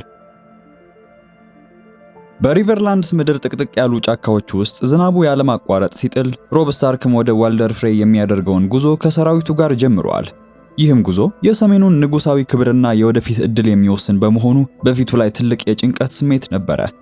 ባለቤቱ ታሊሳ በዚህ በኩል የባሏን መረበሽ በትኩረት ተመልክታ ወደሱ እየቀረበች በውስጧ የያዘችው ትልቅ የምስራች የዚህን የጦርነት ድባብ ሙሉ በሙሉ ሊለውጠው እንደሚችል ጠንቅቃ ታውቃለችና ማርገዟን የስታርክ ቤተሰብም አዲስ ወራሽ ማግኘቱን ትነግረዋለች። በኪንግስ ላንዲንግ የንጉሳዊ የአትክልት ስፍራ ውስጥ ሳንሳ ስታርክና ማርጀሪ በአበቦቹ መካከል እየተንሸራሸሩ ስለ መጪው አስገዳጅ ጋብቻ በጥልቅ የሐዘን ስሜት ውስጥ ሆነው እያወሩ ነበረ። ሳንሳ የወደፊት ባሏ ቲሪየን መሆኑን እያሰበች እጣ ፈንቷ ሁልጊዜም ከጨካኞች ጋር መቆራኘቱ ልቧን ክፉኛ እንደሰበረውና ከዚህ ጨለማ ማምለጥ እንደማትችል እየተናነቃት ትነግራታለች። ማርጀሪ ግን እጆቿን እየያዘች ቲሪየን ምንም እንኳን አጭር ቢሆንም በቤተ መንግስት ውስጥ ካሉት ሁሉ የተሻለ ደግነትና ጥበብ ያለው ሰው መሆኑን በመግለጽ ልታረጋጋት ሞከረች። በዚሁ ሰዓት ብሮንና ቲሪየን በቤተ መንግስቱ ግንብ ላይ ቆመው ስለ መጪው የሰርግ ምሽትና ስለሚፈጠሩት የፖለቲካ ውጥንቅጦች እያወጉ ነበረ። ብሮን ለቲሪየን ይህ ጋብቻ ትልቅ ዕድል እንደሆነና የሰሜኑን ታላቅ ምድር በስሙ ለመቆጣጠር የሚያስችለው ወሳኝ እርምጃ መሆኑን ሲያሳውቀው፣ ቲሪየን ግን ፊቱን አክብዶ ይህ የፖለቲካ ሴራ አንዲት ንጽሕት ወጣት ሴት ማጥፊያ መሳሪያ መሆኑንና አባቱ ታይዊን እሱን እንደ መጫወቻ እየተጠቀመበት እንደሆነ በቁጭት ያስረዳዋል። ብሮን የወዳጁን መረበሽ ተመልክቷልና ጨዋታውን ወደ መደበኛ ምክር በመለወጥ ትዳሩ እንዳለ ሆኖ በዚህ ውስጥ ግን የሼይን ደህንነት እንዴት መጠበቅ እንዳለበት ማስገንዘቡን አልረሳም። ይህን የሰማው ቲሪየንም ወደ ሼይ ክፍል እንደሄደ አስቀድሞ ሊያገባት ቃል የገባላት ሼይን ለማነጋገር ሞከረ። እሷ ግን በከፍተኛ ቁጣና ጥላቻ ወደሱ በመመልከት ሳንሳን ለማግባት መወሰኑን አንስታ ለሷ የነበረው ፍቅር የውሸት እንደነበረ ትከሰው ጀመረች። ይህ ውሸት እንደሆነ የሚያውቀው ቲሪየንም የሼይን እጆች ይዞ እውነተኛ ፍቅሩ ለሷ ብቻ መሆኑንና ይህ ጋብቻ በአባቱ ተጽዕኖ ብቻ የሚያደርገው መሆኑን ለማስረዳት ቢሞክርም የሷ ልብ ግን አንዴ በቅናት ተሸንፏልና ፈጽሞ ልትረዳው አልቻለችም። ከዚህም የተነሳ ከዚህ በኋላ የሱ ሚስጥራዊ ሴት ሆና መቆየት ስለማትፈልግ ክብሯን ጠብቃ መኖር እንደምትመርጥ ነግራው ትለየዋለች። በታላቁ የንጉስ መቀመጫ አዳራሽ ውስጥ ጆፍሪ ባራቲዮን በብረቱ ዙፋን ላይ በትዕቢት ተቀምጦ ሳለ አያቱ ቲሪየን ላኒስተር በዝግታ ወደ እርሱ ቀረበ። ጆፍሪ የንጉሳዊ አማካሪው ምክር ቤት ስብሰባዎች በሱ ክፍል ውስጥ ስለማይደረጉና አያቱ ሁሉንም ውሳኔዎች ለብቻው ስለሚወስን በከፍተኛ ቁጣ ተሞልቶ ይጠይቀዋል። ታይዊን ግን የልጅ ልጁን ቁጣና ጩኸት አንዳችን ቦታ ሳይሰጠው የዙፋኑን ደረጃዎች መውጣት ይጀምራል። ይህን ያየው ጆፍሪም በውስጡ ፍርሃት ቢጤ ተሰማው። ጆፍሪ አያቱ ባሳየው ፍጹም የበላይነት ተደናግጦና ተሸማቆ ድምጹን እንደቀነሰ ስለ ዳነሬስ ታርጌሪያንና ስለ ድራገኖቿ መኖር የሰማውን ወሬ በመጥቀስ ይህ አደጋ በቁም ነገር መታየት እንዳለበት ለማሳሰብ ሞከረ። ታይዊን ግን በምስራቅ ስላለው ሁኔታ ሙሉ በሙሉ መረጃ እንዳለውና እነዚያ ድራገኖች ገና ትናንሽ ፍጥረታት በመሆናቸው ለኪንግስ ላንዲንግ አሁን ላይ ምንም አይነት ስጋት እንደማይፈጥሩ ጉዳዩን ከቁብ ሳይቆጥር በንቀት ያሳውቀዋል። ንጉሱ በአያቱ ፍጹም አምባገነንነትና የቃላት ጥንካሬ ተሸንፎ በዝምታ ራሱን ዝቅ ሲያደርግ ታይዊን ላኒስተር አዳራሹን ትቶ በመውጣት እውነተኛው የዌስተሮስ መሪ እሱ ብቻ መሆኑን በድጋሚ ያሳያል። በሩቅ ምስራቅ ዮንካይ በተባለች ከተማ ግንብ ስር ዳነሬስ ታርጌሪያን ከታማኝ አማካሪዎቿ ከጆርሃ ሞርሞንትና ከባሪስታን ሴልሚ ጋር በመሆን በእጃቸው ሊያስገቧትና ሰራዊቷን መጨመር ትችል ዘንድ የከተማዋን መከላከያ በከፍተኛ ጥንቃቄ መገምገም ላይ ናቸው። ዳነሬስ ታርጌሪያን ከተማዋን ያለ ደም መፋሰስ ለመቆጣጠርና ባሪያዎቹን በሙሉ ነፃ ለማውጣት ያላትን ጽኑ ፍላጎት ለአማካሪዎቿ በቁርጠኝነት እንደገለጸችላቸው የዮንካይ ከተማ መልእክተኛና መሪ የሆነው ራዝዳል ሞኢራዝ በርካታ ወርቅና ስጦታዎችን በመያዝ ወደ እሷ እንዲመጣ ያደርጋሉ። ሆኖም ወደ ድንኳኑ እንደገባ በትዕቢትና በኩራት ነበረ ንግግሩን ያደርግ የጀመረው። ራዝዳል እንደቀረበም እነዚህን ሁሉ ወርቆችና ሊሰጣት የወሰነውን መርከቦች የሚያስረክባት ከተማዋን ትታ ወደ ዌስተሮስ ከተጓዘች ብቻ መሆኑን ያሳውቃታል። ዳነሬስም የቀረበላትን ወርቅ በንቀት እየተመለከተች ቅድመ ሁኔታዋን ታቀርባለች። የሷ ቅድመ ሁኔታ የከተማዋን ባሪያዎች በአንድ ጊዜ ነፃ እንዲያወጧቸው፣ ለሚሰሩትም ከባድ ሥራ ደመወዛቸው እንዲከፈላቸው እንዲያደርግ ነበረ። ራዝዳል ይህንን አስደንጋጭ ጥያቄ ሲሰማ ባሪያዎቻቸውን ነፃ ሊያወጣ ፈቃደኛ አልነበረምና ፊቱ በቁጣ ተለዋውጦ የዮንካይ ከተማ ታላላቅ ወዳጆችና ጠንካራ ሰራዊት እንዳላት እሷንም ከፈለጉ ሊያጠፏት እንደሚችሉ ያስፈራራት ጀመረ። ዳነሬስ ግን ላፍታም እንኳን ሳትደናገጥ ድራገኖቿን በትዕዛዝ ጠርታ እሳታቸውን እንዲያሳዩ ስታደርግ መልእክተኛው በከፍተኛ ድንጋጤና ፍርሃት ተውጦ ወርቁንም ጥሎ ወደ መጣበት ይመለሳል። በሰሜኑ ጆን ስኖውና ኢግሪት ከሌሎቹ የዱር ሰራዊት ጋር በመሆን ወደ ደቡብ የሚያደርጉትን ጉዞ በመቀጠል በአንድ የተተወ የወፍጮ ቤት አቅራቢያ አረፍ ይላሉ። ኦሬል የተባለውና የንስርን ወፍ አእምሮ መቆጣጠር የሚችለው የዱር ሰው ወደ ጆን ቀረብ ብሎ እሱ አሁንም ለሌሊት ዘበኞች ታማኝ እንደሆነና ከዚህም የተነሳ ኢግሪትን አደጋ ላይ የጠላት መሆኑን በቅናትና በቁጣ ይናገረዋል። ኦሬል ለጆን ኢግሪት የዱር ሴት መሆኗንና የሷ ትክክለኛ ቦታም ጆን ጋር ሳይሆን እዚህ ሰሜን ውስጥ ከሱ ጋር መሆን እንደሆነ በመግለጽ በነገር ይተናኮለው ጀመረ። በሪቨርላንድስ ምድር ሌላኛው ጫፍ አርያ ስታርክ ከብራዘርሁድ አባላት አምልጣ በጫካው ውስጥ በከፍተኛ ፍጥነት እየሮጠች ነበር። ሆኖም ያልጠበቀችው ሳዶር ክሌገን ከዛፎቹ ጀርባ ተደብቆ ሲጠብቃት ነበርና የአርያ ስታርክን መንገድ በመዝጋት ይይዛታል። አርያ የት ሊወስዳት እንዳሰበ በቁጣ ስትጠይቀው ሳዶርም መንገዱን እየመራ ወደ መንትዮቹ ግንብ ወስዶ ለታላቅ ወንድሟ ለሮብ ስታርክ አሳልፎ በመስጠት የወርቅ ሽልማትን ለማግኘት ማቀዱን ያሳውቃታል። ታላቅ ወንድሟና እናቷ በሕይወት መኖራቸውን ወደ እነሱም የተጓዘች መሆኗን ስትረዳ በውስጧ ደስታና የተስፋ ስሜት ይፈጠራል። ሆኖም ከዚህ አስፈሪ ሰው ጋር መጓዟ ስጋት ሳይፈጥርባት አልቀረምና ይሄ የገባው ሳዶር በፊቱ ላይ ባለው የቃጠለው ጠባሳና በደረሰበት ውርደት ምክንያት ዓለምን በሙሉ በመጥላቱ የሱ ብቸኛ ዓላማ በሕይወት ለመኖር ገንዘብ ማግኘት ብቻ እንደሆነ በቁጭት ይነግራታል። በድሬድፎርት በሚገኘው ጨለማ ክፍል ውስጥ ቴዎን ግሬጆይ በአሰቃቂ ሁኔታ በታሰረበት የእንጨት መስቀል ላይ ሆኖ በህመም ብዛት ሲሰቃይ ሁለት ወጣት ሴቶች ወደ ክፍሉ በዝግታ ገቡ። እነዚህ ሴቶች በራምሴ ቦልተን ተልከው የቴዎን ግሬጆይን አካልና አእምሮ የበለጠ ለማሰቃየት የመጡ መሆናቸውን ሳይገልጹ መጀመሪያ ላይ ጥሩ እንክብካቤ ያደርጉለት ጀመሩ። ቴዎን ካለፈው ከባድ ስቃይ በኋላ እነዚህ ሴቶች የሚያሳዩት ጊዜያዊ ርህራሄና እንክብካቤ እውነተኛ መስሎት በውስጡ ጥቂት እፎይታና ሰላም ማግኘት ሲጀምር ግን ራምሴ ቦልተን ወደ ክፍሉ ድንገት ዘው ብሎ ይገባል። በከፍተኛ ጭካኔ እየሳቀ ሴቶቹን ከክፍሉ እንዲወጡ ካደረገ በኋላ የቴዎንን መራቢያ አካል ሙሉ በሙሉ ለመቁረጥ መሳሪያውን ማዘጋጀት ጀመረ። ቴዎን የጠላቱን እውነተኛ ዓላማ ተረድቶ የጮኸ ምሕረትን ቢለምንም ራምሴ ግን ያለምንም ርህራሄ አሰቃቂውን ድርጊት መፈጸሙን አላቆመም። በሃረንሆል ፍርስራሽ ውስጥ ጄሚ ላኒስተር ወደ ኪንግስ ላንዲንግ ለመጓዝ ዝግጁ ሆኖ ከሩዝ ቦልተን ጠባቂዎችና ኪበርን ከተባለው ጋር በፈረሱ ላይ ተቀምጦ የመጨረሻውን ስንብት እያደረገ ነበረ። ከዛ በፊት ግን ከእርሱ ጋር አብራ ያልተለቀቀችውና እንደ እስረኛ የተተወችው ብሬንን ለመጨረሻ ጊዜ ለመመልከት ወደ ታሰረችበት ክፍል ያቀናል። ብሪያን በከፍተኛ የሐዘንና የብቸኝነት ስሜት ውስጥ ሆና በትኩረት ስትመለከተው ያስተዋለው ጄሚ በመካከላቸው ያለው ትስስር አሁን ላይ ሊቋረጥ መሆኑ ልቧ እንደሰበረው ስለገባው ወደ እሷ ቀረብ ብሎ ለካትሊን ስታርክ የገባውን ቃል ኪዳን እንደሚጠብቅና ሴት ልጆቿን ወደ ቤታቸው ለመመለስ የተቻለውን ሁሉ እንደሚያደርግ ቃል ይገባላታል። ከሰራዊቱ ጋር በመሆን ከሃረንሆል ወጥቶ መንገዱን ሲጀምር በውስጡ ያለው የብሪያን ደህንነት ስጋት ግን ጨርሶ ሊለቀው አልቻለም ነበረ። ስለዚህም መንገድ ላይ አረፍ ብለው ኪበርን የተባለው የጄሚ ላንስተርን የተቆረጠ እጅ አክሞ እንደጨረሰ በሃረንሆል የተተወችው ብሪያን ዕጣ ፋንታ ምን ሊሆን እንደሚችልና የቦልተን ጠባቂ ሎክ የተባለው ጨካኝ ሰው የሱን የጋብቻ ጥያቄ ውድቅ በማድረጓ ምክንያት ሊበቀላት እንደሚችል በሚስጥር ይነግረዋል። ጄሚ ይህን እንደሰማ መንገዱን መቀጠል ፈጽሞ አልቻለምና ጉዞውን በማስቆም ወደ ሃረንሆል መመለስ እንዳለባቸው በከፍተኛ ቁጣ አዛዡን ያሳውቀዋል። አዛዡ ግን ውሳኔውን በመቃወሙ ጄሚ ኪንግስ ላንዲንግ ሲደርሱ እጁን የቆረጠው እሱ እንደሆነ ነግሮ እንደሚያስቀጣው ሲነግረው በውሸት መቀጣትን ያልፈለገው አዛዡ ፈረሱን ወደ ኋላ አዙሮ ወደ ሃረንሆል እንዲመለሱ ይፈቅዳል። እዛ ሲደርሱ አደባባዩ በጩኸትና በግርግር ተሞልቶ ነበር የጠበቃቸው። ሎክና ሰዎቹ ብሪያንን በጉድጓድ ውስጥ ከተው ከአንድ ግዙፍና ጨካኝ ድብ ጋር እንድትዋጋ አድርገዋት ነበረ። ብሪያን የእንጨት ሰይፍ ብቻ ተሰጥቷት የድቡን ጥቃት ለመከላከል በከፍተኛ ስቃይና በፍርሃት ስትታገል የደረሰው ጄሚ ክፉኛ አዝኖ ላፍታም እንኳን ሳያቅማማ በቀጥታ ወደ ጉድጓዱ ያመራል። ሎክና ሰዎቹ ከላይ ሆነው በጄሚ እብደት ሲገረሙ ድቡ እሱን ከገደለው ተጠያቂ እንደሚሆኑ ያውቃሉና ቀስተኛ ወታደሮቻቸውን እንዲዘጋጁ ትዕዛዝ ይሰጣሉ። ድቡ ወደ ጄሚ ተጠግቶ በግዙፍ ጥፍሮቹ ሊያጠቃው ሲቀርብ ጄሚ በአንድ እጁ ብቻ የብሪያንን አካል ይዞ ወደ ጉድጓዱ መወጣጫ ደረጃዎች ይወስዳታል። ይህን ያዩትና ከላይ የነበሩት ጠባቂዎች ሁለቱንም ከድቡ ጥፍሮች ያስመልጧቸዋል። ሁለቱም እንደተረፉ ጄሚ ወደ ሎክ ቀርቦ ብሪያን ከእርሱ ጋር እንደምትሄድ ነገረው። ሎክም ለታይዊን ላንስተር ካለው ፍርሃት የተነሳ ተሸንፎ ተጨማሪ ንትርክ ውስጥ ሳይገባ ብሪያንን ነፃ ለመልቀቅ ይገደዳል። ከዚህ አሰቃቂ አደጋ ከተረፉ በኋላ ሁለቱም ከሃረንሆል ምሽግ በይፋ ወጥተው ወደ ኪንግስ ላንዲንግ የሚያደርጉትን ጉዞ በአንድነት ይጀምራሉ። በሌላ በኩል ቀይ ጠንቋያ ሜሊሳንድራ ወጣቱን ጌንድሪን በንጉሳዊ መርከብ ላይ አሳፍራ ወደ ድራገንስቶን ምሽግ የምታደርገውን የባህር ጉዞ በማጠናቀቅ ላይ ናት። ጌንድሪ ይህች እንግዳ ሴት ከሱ ምን እንደምትፈልግ እስካሁን የሚያውቀው ነገር አልነበረም። ይህን የተረዳችው ሜሊሳንድራም ወደ እሱ ቀረብ ብላ እሱ ተራ ብረት ቀጥቃጭ ሳይሆን የታላቁ ንጉስ ሮበርት ባራቲዮን እውነተኛ የደም ሐረግ ያለበት ከዛም አልፎ በውስጡ ታላቅ ኃይል እንደያዘ ትነግረዋለች። በክረምቱ ቁርና በጨለማ በተዋጠው የሰሜኑ ታላቅ ግንብ ባሻገር ባለው አስፈሪ ጫካ ውስጥ ሳምና ጊሊ ከተደቀነባቸው የሞት አደጋ ለማምለጥ በረዶውን ጥሰው በመጓዝ ላይ ናቸው። በጉዟቸው መካከል አንድ የቆየ ጎጆ በማግኘታቸው ለጊዜውም ቢሆን መጠለያ ለማድረግ አስበው ይገባሉ።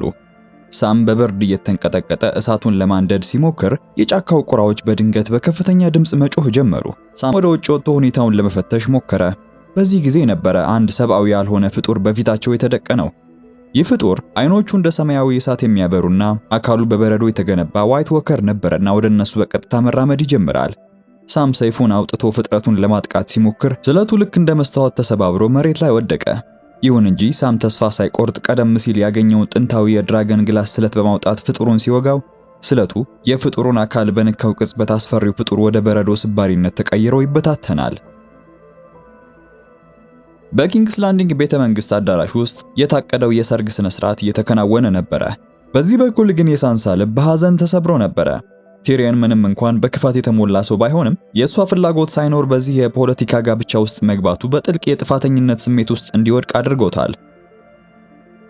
በዚህ በኩል በሰርጉ ስነ ስርዓት ላይ የተገኘው ጨካኙ ንጉስ ጆፍሪ ይህን አጋጣሚ ሳንሳን ይበልጥ ለማዋረድና ለማስፈራራት አሰፍስፎ በመጠበቅ ላይ ነበረ።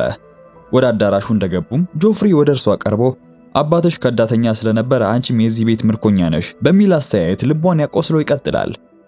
ቲሪየን የወንድሙን ልጅ ክፋትና ትዕቢት በትዕግስት ለመመልከት ቢሞክርም የጆፍሪ ንቀት ግን ከልክ በላይ ነበረ።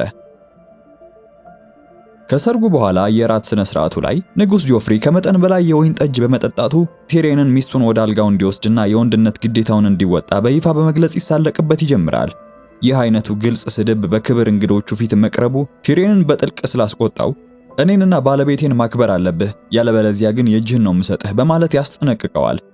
በዚህ ንግግር የተቆጣው ጆፍሪም ንጉስ መሆኑንና የፈለገውን የማለትም ሆነ የማድረግ መብት እንዳለው እየጮኸ ገለጸለት። የላንስተር ቤተሰብ መሪ ታይዊን ላንስተር ሁኔታው ከቁጥጥር ውጭ እየወጣ መሆኑን ሲገነዘብ ሁኔታውን ያረጋጋዋል። የራት ፕሮግራሙም እንዳበቃ አዲስ ሙሽሮቹ ቲሬንና ሳንሳ ወደ መኝታ ክፍላቸው ያቀናሉ። እዛ ከገቡ በኋላ ክፍሉ በፍርሃትና በስጋት ይሞላል። ሳንሳ ፈርታ ቲሬን ምን ሊያደርግ እንደሚችል በጥርጣሬ ስትጠባበቅ፣ ቲሬን ግን የሷን ፍርሃት ተረድቶ ነበርና ወደሷ በጥንቃቄ ቀርቦ እኔ ላንስተር በሆንም እንደሌሎቹ ጨካኝ አይደለሁም፣ በአንቺ ላይ ምንም አይነት በደል እንዲደርስ አልፈቅድም በማለት ፈቃደኛ ባልሆነችበት ነገር በምንም አይነት ሁኔታ ሊነካት እንደማይፈቅድ በቅንነት ያስረዳታል። ሳንሳ ይህንን ስትሰማ በከፊል እፎይታ ቢሰማትም በዙሪያዋ ባሉ ሰዎች ሁሉ ያላት እምነት ስለጠፋ ሙሉ በሙሉ ልትቀበለው አልቻለችም ነበረ። ከዚህ ሁሉ በኋላ ቲሬን በክፍሉ ውስጥ ባለው ሶፋ ላይ ተኝቶ ሌሊቱን ለማሳለፍ ይወስናል። በሌላ በኩል በሩቅ ምስራቅ ያለችው ዳነሬስ ታርጌሪያን የዩንካይ ከተማን በቁጥጥሯ ስር ለማዋል የምታደርገው ዝግጅት ቀጥላለች። ሆኖም የከተማዋ መሪዎች ሰከንድ ሰንስ የተባሉ ታዋቂ ቅጥረኛ ወታደሮችን በመቅጠራቸው የከተማዋ መከላከያ ኃይል እጅግ ጠንካራ መሆኑን ትገነዘባለች። ስለዚህም ያላት ብቸኛ አማራጯ ከነዚህ የቅጥረኞቹ መሪዎች ጋር መገናኘት ነበርና ለውይይት ትጋብዛቸዋለች። ሶስቱም መሪዎች ፊቷ እንደቀረቡ በተለይ ሜሮ የተባለው መሪ ለዳነሬስ ፍጹም አክብሮት አልነበረውምና በንግግሮቹ ውስጥ ጸያፍና አስነዋሪ ቃላትን በመጠቀም ሴትነቷንና ስልጣኗን ዝቅ ሲያደርግባት ነበር የቆየው። ሰር ጆራ ሞርሞንት ይህንን ስድብ በትዕግስት ለመስማት ባለመቻሉ ሰይፉን መምዘዝ ቢፈልግም ዳነሬስ ግን ነገሩን በማብረድ እኔ የድራገኖች እናት ነኝ፣ በእኔ ላይ የሚሰነዘር ስድብ ሁሉ መጨረሻው እሳት ነው በማለት ታሳውቃቸዋለች። ስብሰባው ሳይሳካ እንደተለያዩ ከስብሰባው በኋላ የቅጥረኛ ወታደሮቹ መሪዎች ማታ ላይ ዳነሬስን በሚስጥር ገድሎ ጭንቅላቷን ለዩንካይ መሪዎች ለመስጠት ዕጣ ማውጣት ይጀምራሉ። በዚህ የቅጥረኛ ወታደሮቹ ስብሰባ ውስጥ ዳሪዮ ናሃሪስ የተባለ ቀልጣፋ ተዋጊ ይገኝበታል። ዕጣውም የደረሰው ለሱ ነበረ። ዳሪዮ የዳነሬስን ውበትና ጥንካሬ ከተመለከተ በኋላ ለእርሷ የተለየ ስሜት ይሰማው ስለጀመረ እሷን የመግደል ዕጣ ለእርሱ ቢደርሰውም ሐሳቡን ለውጦ በሌሊት ወደ ዳነሬስ ድንኳን በሚስጥር በመግባት ወደፊቷ ይቀርባል። የዳነሬስን መደንገጥ የተመለከተው ዳሪዮም እርሱ የመጣው እሷን ለመግደል እንዳልሆነ ይገልጽላትና ከያዘው ከረጢት ውስጥ የሁለቱን የቅጥረኛ መሪዎች የተቆረጡ ጭንቅላቶችን ያሳያታል። እነዚህ ሰዎች አንቺን ሊገድሉሽ አቅደው ነበረ፣ እኔ ግን ላንቺ ያለኝን ታማኝነት ለማሳየት ቀድሜ ያስወግጃቸዋለሁ በማለት በፈገግታ ነገራት። ዳነሬስ በዚህ ደፋርና ጨካኝ ድርጊቱ ተገርማ ሳትጨርስ ዳሪዮ በፊቷ ተንበርክኮ ሰይፉንና የሰከንድ ሰንስ ወታደሮችን ለእርሷ በይፋ ያስረክባል።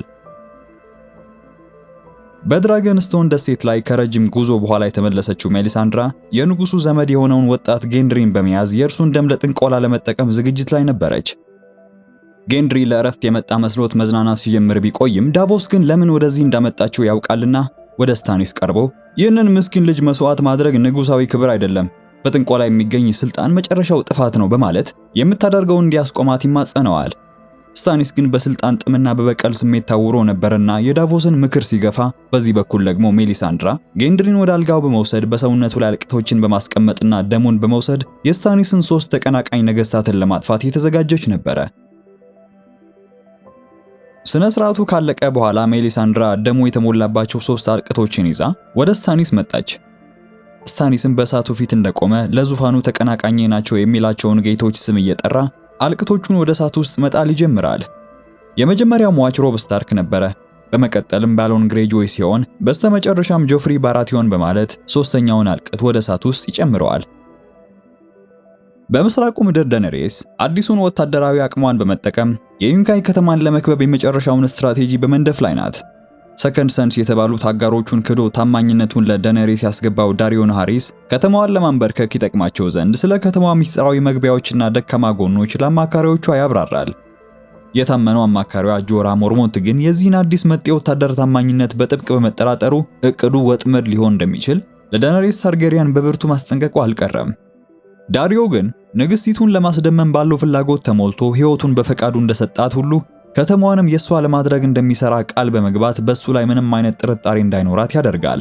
ከዚህም የተነሳ በሐሳቡ የተስማማችው ዳነሬስ ዳሪዮ ናሃሪስን፣ ጆራ ሞርሞንትንና ግሬ ወርምን ልካ ከተማዋን ከውስጥ እጇ እንድትሰጥ እንዲያደርጉ ትልካቸዋለች። በሌላ በኩል በድራገን ስቶን ደሴት በሚገኘው ሚስጥራዊ እስር ቤት ውስጥ ሰር ዳቮስ ጌንድሪን ለመጎብኘት ይወርዳል። ጌንድሪ በሰውነቱ ላይ ከደረሰው አስማታዊ ድርጊት በኋላ ደክሞና ደንግጦ ነበረ።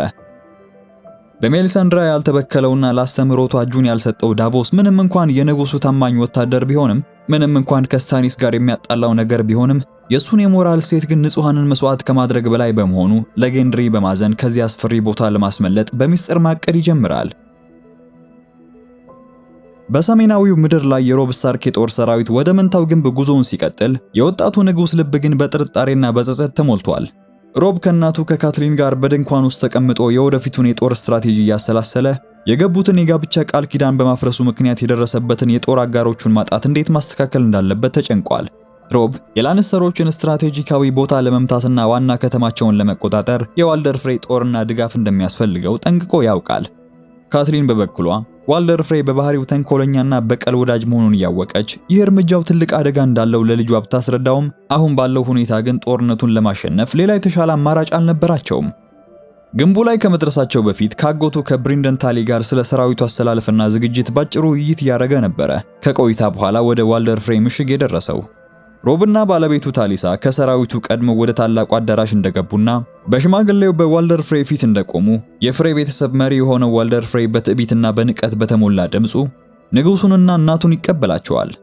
ሮብ ንግግር ማድረግ የጀመረው ቀደም ሲል የፈጸመውን ስህተትና የፍሬይን ልጅ ባለማግባት የገባውን ቃል ማፍረሱን በይፋ ይቅርታ በመጠየቅ ነበረ። ዋልደር ፍሬይ ግን ይቅርታውን በቀላሉ ከመቀበል ይልቅ ሮብን በቃላት መውጋት ነበር የመረጠው።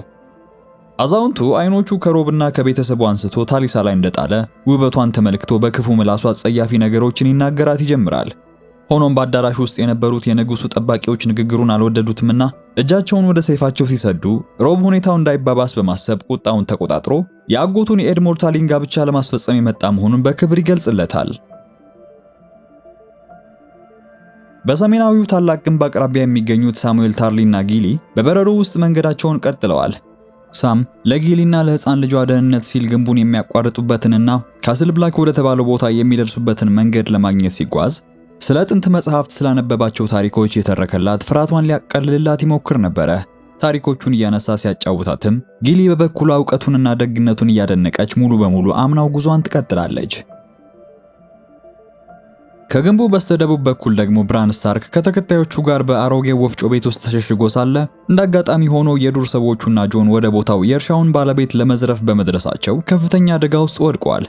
ከውጭ እየዘነበ ያለው ከባድ ዝናብና የነጎድጓዱ ድምጽ መኖራቸውን ከዱር ሰዎቹ ለመደበቅ ቢረዳም አጠገባቸው ያለው ሆዶር ግን በነጎድጓዱ ድምጽ ደንግጦ መጮህ በመጀመሩ የጩኸቱ ድምጽ የዱር ሰዎቹን ወዳሉበት ግንብ መሳቡ እንደማይቀር የገባው ብራን የሆዶሩን አእምሮ ለመቆጣጠርና ዝም ለማሰኘት ሚስጥራዊ ኃይሉን ለመጀመሪያ ጊዜ በሰው ላይ ለመጠቀም ይገደዳል። ከደቂቃዎች በፊት ከወፍጮ ቤቱ ጥቂት እርምጃዎች ርቆ በሚገኝ ሜዳ ላይ ጆን ስኖው ከዱር ሰራዊቱ ጋር በመሆን ያንድን ፈረስ አርቢ ንብረት ለመዝረፍና እሱን ለመግደል ተሰማርተዋል። የዱር ሰዎቹ መሪ የሆነው ቶርሙንድ ፈረስ አርቢ ሽማግሌውን በቁጥጥር ስር ካዋለ በኋላ ጆን አሁንም ታማኝነቱን ለነሱ መሆኑን እንዲያሳያቸው በማለት ሽማግሌውን እንዲያስወግደው ሰይፉን ይሰጠዋል። ጆን ግን ንጹሃንን መግደል የሌሊት ዘበኞች እሴትና ባህሪ ያለመሆኑን ስለሚያውቅ ሰይፉን ይዞ ሲያመነታ ኢግሪት በትዝብት ትመለከተው ጀመረች። ይህንን የተመለከተውና ጆንን ከመጀመሪያውም ጀምሮ የሚጠላው ኦሬል የተባለው ወታደር ጆንን ፈሪና ከዳተኛ መሆኑን በመግለጽ የዱር ሰዎቹ ጥቃት እንዲሰነዝሩበት ያነሳሳቸዋል። በዚህ ጊዜ ኢግሪት ለጆን አግዛ ሽማግሌውን በቀስቷ እንዳስወገደችው ጆንም ባገኘው ክፍተት እሷን ከጥቃት ለመጠበቅ ወደ ጎን በመግፋት የራሱን ሰይፍ መዞ ከኦሬልና ከቀሩት ወታደሮች ጋር ፍልሚያን ማድረግ ይጀምራል። በወፍጮ ቤቱ አናት ላይ ሆኖ ሁኔታውን በከፊል ይመለከት የነበረው ብራን የአውሬው ሰመራ አእምሮ ውስጥ በመግባት ወንድሙ ጆን ስኖውን ለመርዳት ተኩላውን ወደ ውጊያው ይልከዋል። የተኩላው ድንገተኛ መድረስና የዱር ሰዎቹን ማጥቃት ለጆን ስኖው ስለተመቸው እርሱም ይህንን አጋጣሚ በመጠቀም ኦሬልን በሰይፍ ወግቶ አስወገደው። ሆኖም ኦሬል ከመሞቱ በፊት አእምሮ ወደ አንዱ ንስር ተዛውሮ ነበርና በወፉ አማካኝነት ጆንን ማጥቃቱን ሲቀጥል ይሄ የገባው ጆንም ወደ ፈረሱ በመሮጥ እየጋለበ ወደ ካስል ብላክ ያመራል። ከባህር ማዶ በዩንካይ ከተማ ውስጥ ጆራ ሞርሞንት፣ ዳሪዮን ሃሪስ እና ግሬ ወርም በጠባቡ የኋላ በር በኩል በመግባት ከከተማዋ ጠባቂዎች ጋር ግብግብ ይጀምራሉ። ሆኖም ከቆይታ በኋላ በመጣው የታጣቂ ስብስብ በመከበባቸው ጆራ ሞርሞንት በትጥቁና በልምዱ ወታደሮቹን መፋለም፣ ግሬ ወርምም ደግሞ በቅልጥፍናውና በጦሩ ጠላቶቹን መረፍረፍ ይጀምራል። ሶስቱ ተዋጊዎች ከፍተኛ መስዋዕትነት ከከፈሉና የከተማዋን መከላከያ ሰብረው እንደገቡ ቁልፉን ለንግስታቸው አስረክበው ተልኳቸውን በድል ያጠናቅቃሉ። በወፍጮ ቤት ውስጥ ያሉት ሁሉ ሁኔታው ከተረጋጋ በኋላ ቀጣዩን ጉዟቸውን በተመለከተ ወሳኝ ውይይት ማድረግ ይጀምራሉ። ብራን እጣ ፈንታው ከግንቡ በስተጀርባ ካለው ሚስጥራዊ ኃይል ጋር የተያያዘ መሆኑን ስለተረዳ ታናሽ ወንድሙ ሪኮንን ካደጋ ለመጠበቅ መለያየት እንዳለባቸው ወስኖ አንተ የስታርክ ተተኪ በመሆንህ ከኔ ጋር ወደ አደገኛው ምድር መምጣት የለብህም በማለት እያዘነ ያስረዳዋል። ሪኮን ወንድሙን ጥሎ መሄድ ባይፈልግም ከኦሻና ከታማኝ ተኩላው ጋር ኡምበር ወደ ተባለ ቤተሰብ ምሽግ ለማምራት ሲወስኑ ብራን፣ ጆጄን እና ሚራ ደግሞ ወደ ሰሜኑ አስፈሪ ግንብ ጉዟቸውን ለመቀጠል ይዘጋጃሉ። ወደ መንታው ግንብ ስንመለስ የሰርጉ ድባብ ደስታውና ጭፈራው ደምቆ ባለበት የኤድሞር ታሊና የሮዝሊን ፍሬ ጋብቻ በስኬት ይጠናቀቃል። ሙሽራው ኤድሞር የሙሽሪቱን ውበትና መልካም ባህሪ ሲመለከት ቀደም ሲል የነበረው ፍርሃትና ጭንቀት ሙሉ በሙሉ አስወግዶ በደስታ መሳቅና መጫወት ጀመረ። በዚህ በኩል ደግሞ ሮብ ከባለቤቱ ታሊሳ ጋር ሆኖ በአዳራሹ ውስጥ ያለውን ሰላማዊ ድባብ ሲመለከት የወሰደው የሰላም እርምጃ ትክክል እንደነበረ ይነግራታል። ታሊሳን በበኩሏ ለባሏ ልጃችን ወንድ ልጅ ከሆነ ስሙን ኤዳርድ ብለን እንጠራዋለን በማለት የአባቱን የኔድ ስታርክን ስም ለመስጠት ማሰቧን ትነግረዋለች። ሮብ ስታርክ ሚስቱ በወሰነችው ውሳኔ እጅጉን ነበር ደስተኛ የሆነው። ሰርጉ ከሚከናወንበት ግንብ ውጭ ባለው መንገድ ላይ ሳዶር አርያን ይዞ ወደ እናቷና ወደ ወንድሟ ለማድረስ የተቃረበ ነበረ። በታላቁ አዳራሽ ውስጥ የነበረው ድግስ ወደ ማብቂያው ሲቃረብ ታዲያ ሙሽራውና ሙሽሪት ወደ መኝታ ክፍላቸው እንዲሸኙ በባህላቸው መሰረት በወታደሮች ተከበው ከአዳራሹ ይወጣሉ። የኤድሞር ታሊ ከቦታው መውጣት በኋላ የአዳራሹ በሮች በሙሉ በጠባቂዎች መዘጋት ሲጀምር ነበረ ነገሮች መቀየር የጀመሩት። ካትሊን የሰርጉ ሙዚቀኞች የሚጫወቱት ዜማ ተራ የድግስ ሙዚቃ ሳይሆን የላንስተር ቤት የሚጫወቱት የድል መዝሙር መሆኑን አውቃለችና እዚህ ላይ ልቧ በከፍተኛ ፍርሃት ውስጥ ገባ። ከዚህም አለፍ ሲል አጠገቧ የተቀመጠው ሩዝ ቦልተን ከልብሱ በታች የጦር ልብስ መልበሱን አስተውላለች። ካትሊን ስታርክ በከፍተኛ ድንጋጤ ተነስታ ሮብ ብላ ከመጮኋ በፊት የዋልደር ፍሬ ወታደሮች በድንገት ቀስቶቻቸውንና ሰይፎቻቸውን መዘው በስታርክ ሰራዊት ላይ ጥቃት መክፈት ጀመሩ። በመጀመሪያው የጥቃት ማዕበል ውስጥ አንድ ወታደር ወደ ታሊሳ ስታርክ በመጠጋት በሆዷ ውስጥ ያለውን ሕፃን ጨምሮ ደጋግሞ በስለት ሲያጠቃት ሮብ ስታርክ ባለቤቱን ለማዳን ሞከረ። ሆኖም እሱም በበርካታ ቀስቶች ተመቶ መሬት ላይ መውደቅ ነበረ ዕጣ ፈንታው። በአዳራሹ ውስጥ የነበሩት የስታርክ መኳንንት ሁሉ ለሰርግ ነበርና የመጡት ያለምንም መከላከያ በተቀመጡበት ተጨፍጭፈው ያልቃሉ። ከግንቡ ውጭ የደረሰችው አርያ ስታርክ ከፈረሱ ላይ ወርዳ ወደ አዳራሹ ለመግባት ስትሮጥ የፍሬ ወታደሮች የሮብ ስታርክን ታማኝ ተኩላ ግሬይ ዊንድን በማደሪያው ውስጥ ባለበት ሲገሉት በዓይኗ ተመለከተች። በአዳራሹ ውስጥ ካትሊን ስታርክ ቆስላ መሬት ላይ ስትወድቅ የመጨረሻ ሙከራ ለማድረግ የዋልደር ፍሬን ወጣት ሚስት በስለቷ ይዛ ታግታታለች። ዋልደር ፍሬንም እያየች ልጄን እንዲሄድ ፍቀድለት፣ ካልሆነ ግን ሚስትህን ፊት አስወግዳታለሁ በማለት ልታስፈራራው ሞከረች። ሰውየው ግን ጨካኝ ነበረና ሌላ ሚስት አገባለሁ በማለት ምላሽ ሲሰጥ የሮብ ስታርክ አማካሪ የነበረው ሩዝ ቦልተን ወደ ሮብ ተጠግቶ ላኒስተሮች ሰላምታቸውን ያቀርቡልሃል በማለት ሰይፉን ይሰካበታል። ካትሊን በዙሪያዋ የተከሰተውን ክደትና የልጇንም የመጨረሻ ትንፋሽ እንዳየች ተስፋ ቆርጣ የፍሬን ሚስት በቆመችበት ታስወግዳታለች። እሷም እዚህ ላይ ነበረ በአንድ ወታደር ሕይወቷ ያለፈው።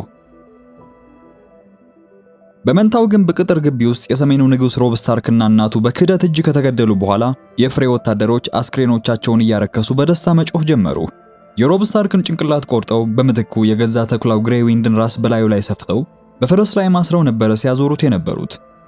ይህንን ዘግናኝ ትዕይንት ከሩቅ ሆና የተመለከተችው ታናሽ እህቱ አርያ ጥልቅ በሆነ የበቀል ስሜት ተሞልታ ነበረና እሷም ላይ ሌላ አደጋ ከመድረሱ በፊት ሳዶር ክሌገን ከቦታው ይሄዳል።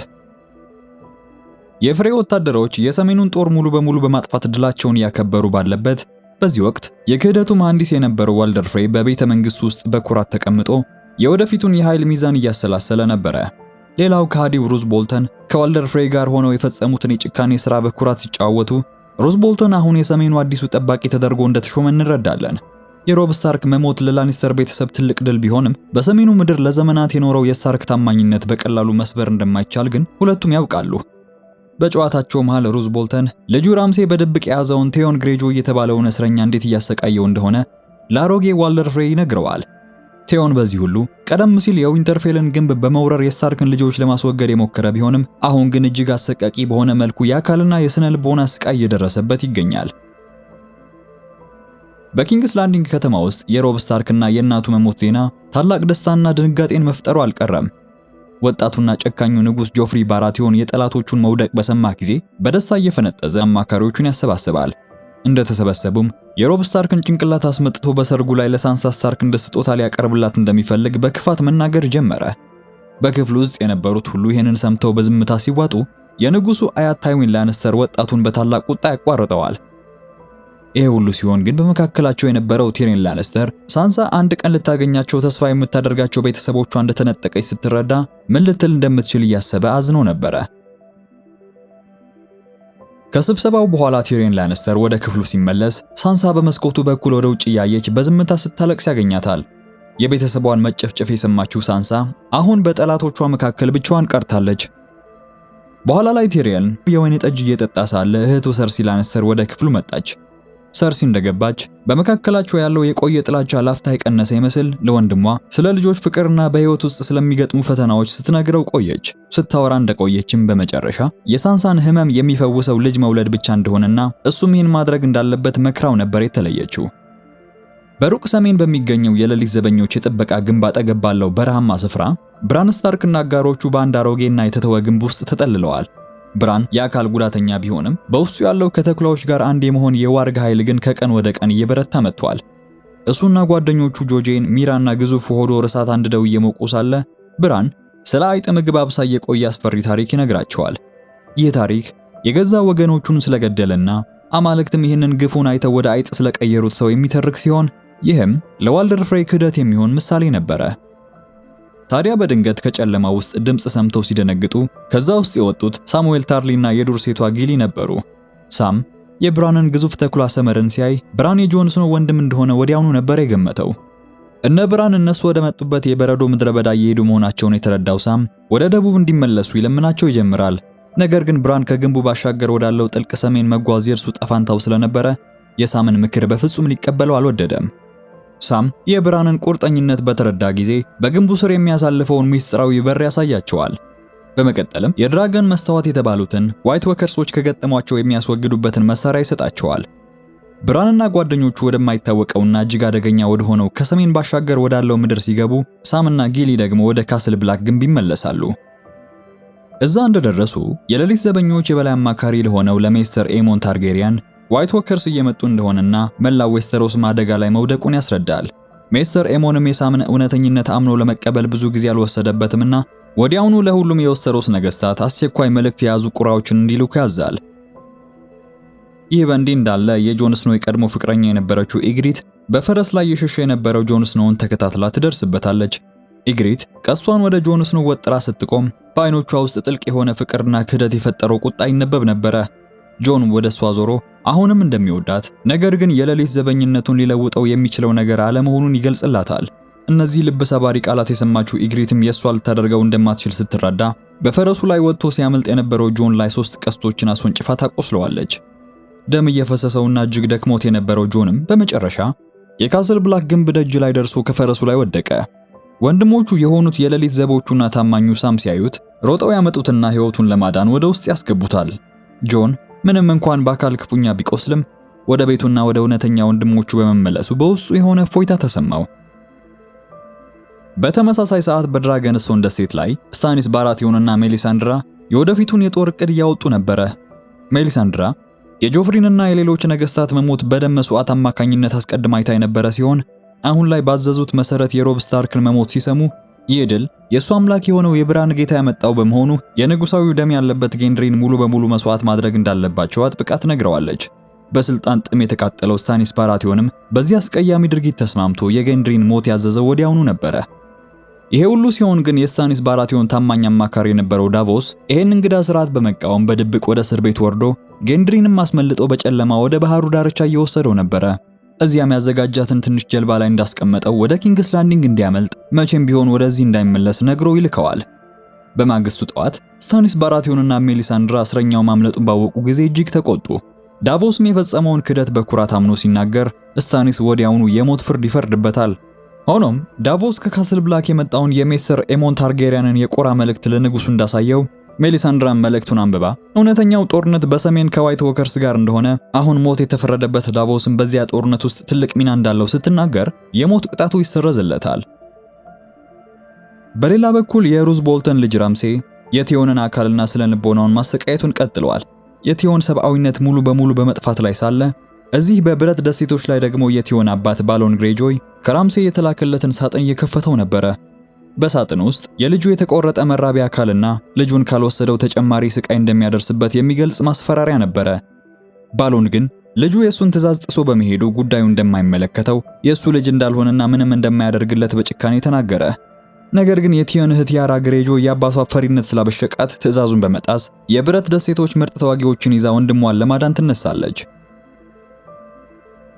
በሪቨርላንድስ ምድር ሳደር ክሌገንና አርያ ስታርክ በፈረስ ላይ ሆነው ጉዟቸውን ቀጥለዋል። በመንገድ ላይ 4 የፍሬ ወታደሮች በእሳት ዙሪያ ተቀምጠው የሮብ ስታርክ አስክሬን እንዴት እንዳረከሱትና የገዛ ተኩላውን ራስ እንዴት እንደሰፉበት በሳቅና በኩራት ሲያወሩ ሰሙ።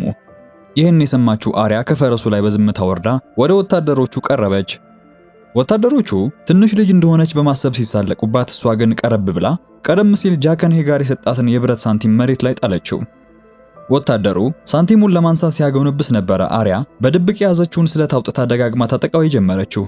ሌሎቹም ይህንን ተመልክተው አጸፋዊ መልስ ለመስጠት ሲነሱ ሳዶር ጣልቃ በመግባት 3ቱንም ወታደሮች በሰይፉ በቅጽበት ያስወግዳቸዋል። አርያ የሞተውን ወታደር እያየች ሳንቲሟን መልሳ ስታነሳ እዚህ ላይ ነበረ በውስጧ የነበረው የልጅነት ፍርሃት ሙሉ በሙሉ ጠፍቶ ወደ ጨካኝ ገዳይ የተቀየረችው። በዚህ በኩል በትልቁ የኪንግስ ላንዲንግ ቤተመንግስት ከረጅም ጊዜ በኋላ ጄሚ ላንስተር በመጨረሻ ወደ ቤቱ ይመለሳል። ከታማኝ አጋሩ ብሪያን ጋር ወደ ከተማው ሲገባ ማንም ላንስተር እንደሆነ አላወቀም ነበረ። እሱም በቀጥታ ወደ እህቱ ሰርሲ ላንስተር የግል ክፍል በዝምታ ገብቶ በሩን ሲከፍተው ሰርሲ ያየችውን ማመን ፈጽሞ አልቻለችምና ወንድሟን በዚህ ሁኔታ ስታየው በሐዘን ተሞልታ ዝም ማለት ነበር የመረጠችው። ከባህር ማዶ ባለው በረሃማ ምድር የዳነሬስ ታርጌሪያን የድል ጉዞ ቀጥሏል። የዩንካይ ከተማን ባሪያዎች ነፃ ካወጣች በኋላ እሷና ወታደሮቿ ከከተማው ቅጥር ውጪ ቆመው የተለቀቁት ሰዎች እስኪወጡ ድረስ መጠበቅ ላይ ነበሩ። ሰር ጆራ ሞርሞንትና ባሪሳን ሰልሜ የተባሉት ታማኝ አማካሪዎቿ ከጎኗ ቆመው ሲመለከቱ በሺዎች የሚቆጠሩ ነፃ የወጡ ባሪያዎች ከግንቡ እየወጡ ወደ ዳነሬስ ታርጌሪያን መቅረብ ጀመሩ። ሰዎቹ በሷ ደግነትና ጥንካሬ እጅግ ተደንቀው ሲመለከቷት እንዳስተዋለች ዳነሬስ ወደ ሰዎቹ ጠጋ ብላ እኔ ነፃነታችሁን አልሰጠኋችሁም፣ ነፃነታችሁ የራሳችሁ ነው፣ እኔ ላግዛችሁ ብቻ ነው የመጣሁት በማለት ታሳውቃቸዋለች። ነፃ የወጡት ሰዎችም መጀመሪያ ላይ በዝምታ እርስ በርሳቸው ሲተያዩ እንደቆዩ በተራ ሚሳ እያሉ ይጠሯት ጀመሩ። ዳነሬስ ግን የቃሉን ትርጉም አላወቀችውም ነበርና ወደ አስተርጓሚዋ ሜሳንዴ ዞራ ስትጠይቅ በእነሱ ቋንቋ እናት ማለት ነው ስትል መለሰችላት። ይህ የፍቅርና የምስጋና ጥሪ በመላው በረሃ ላይ ሲያስተጋባ ዳነሬስ ወደ ህዝቡ መሃል መጓዝ ጀመረች። ለደህንነቷ የሰጉት አማካሪዎቿም ሊያስቆሟት ቢሞክሩም እሷ ግን የህዝቡን ተቀባይነት ተመልክታለችና በመካከላቸው ስትሄድ ህዝቡን በታላቅ ደስታ ወደ እሷ እየቀረበ በእጆቹ ይነካት ጀመረ። በሺዎች የሚቆጠረው ህዝብ ዳነሬስ ታርጌሪያንን በትከሻው ላይ አድርጎ በደስታ ሲጮህ፣ 3ቱ ድራገኖቿን በሰማይ ላይ የበረሩ እሳት ሲተፉና ሲጮሁ፣ ዳነሬስም አሁን ላይ የአንድ ትልቅ ህዝብ መሪና እናት ሆና በዌስተሮስ ዙፋን ላይ የተቀመጡትን ጨካኞች ለመጣል ዝግጁ ስትሆን የጌም ኦፍ ትሮንስ ምዕራፍ 3 ይዘጋል።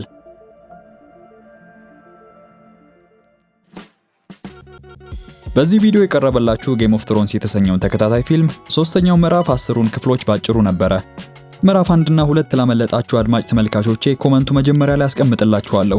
ቆይታችሁን ከወደዳችሁትና እኛንም ቀጣዩን ምዕራፍ እንድንሰራ ለማበረታታት ከፈለጋችሁ ይህን ቪዲዮ ላይክ በማድረግ 5000 ማድረስ፣ ኮመንት ላይም በዚህ ምዕራፍ ያሳዘናችሁ ወይም ያናደዳችሁ ክፍል መጻፍ አትርሱ። በተረፈ ግን የወንድሙን ገዳይ ለማግኘት ሲል ብቻውን መላዋን ከተማ ስላናወጣት ግዙፍና ቆራጥ ወንድም የሰራው ቪዲዮ አለ። ስክሪኑን ተጭናችሁ መመልከት ትችላላችሁ። እኔም በሱ ቪዲዮ መልሼ አገኛችኋለሁ።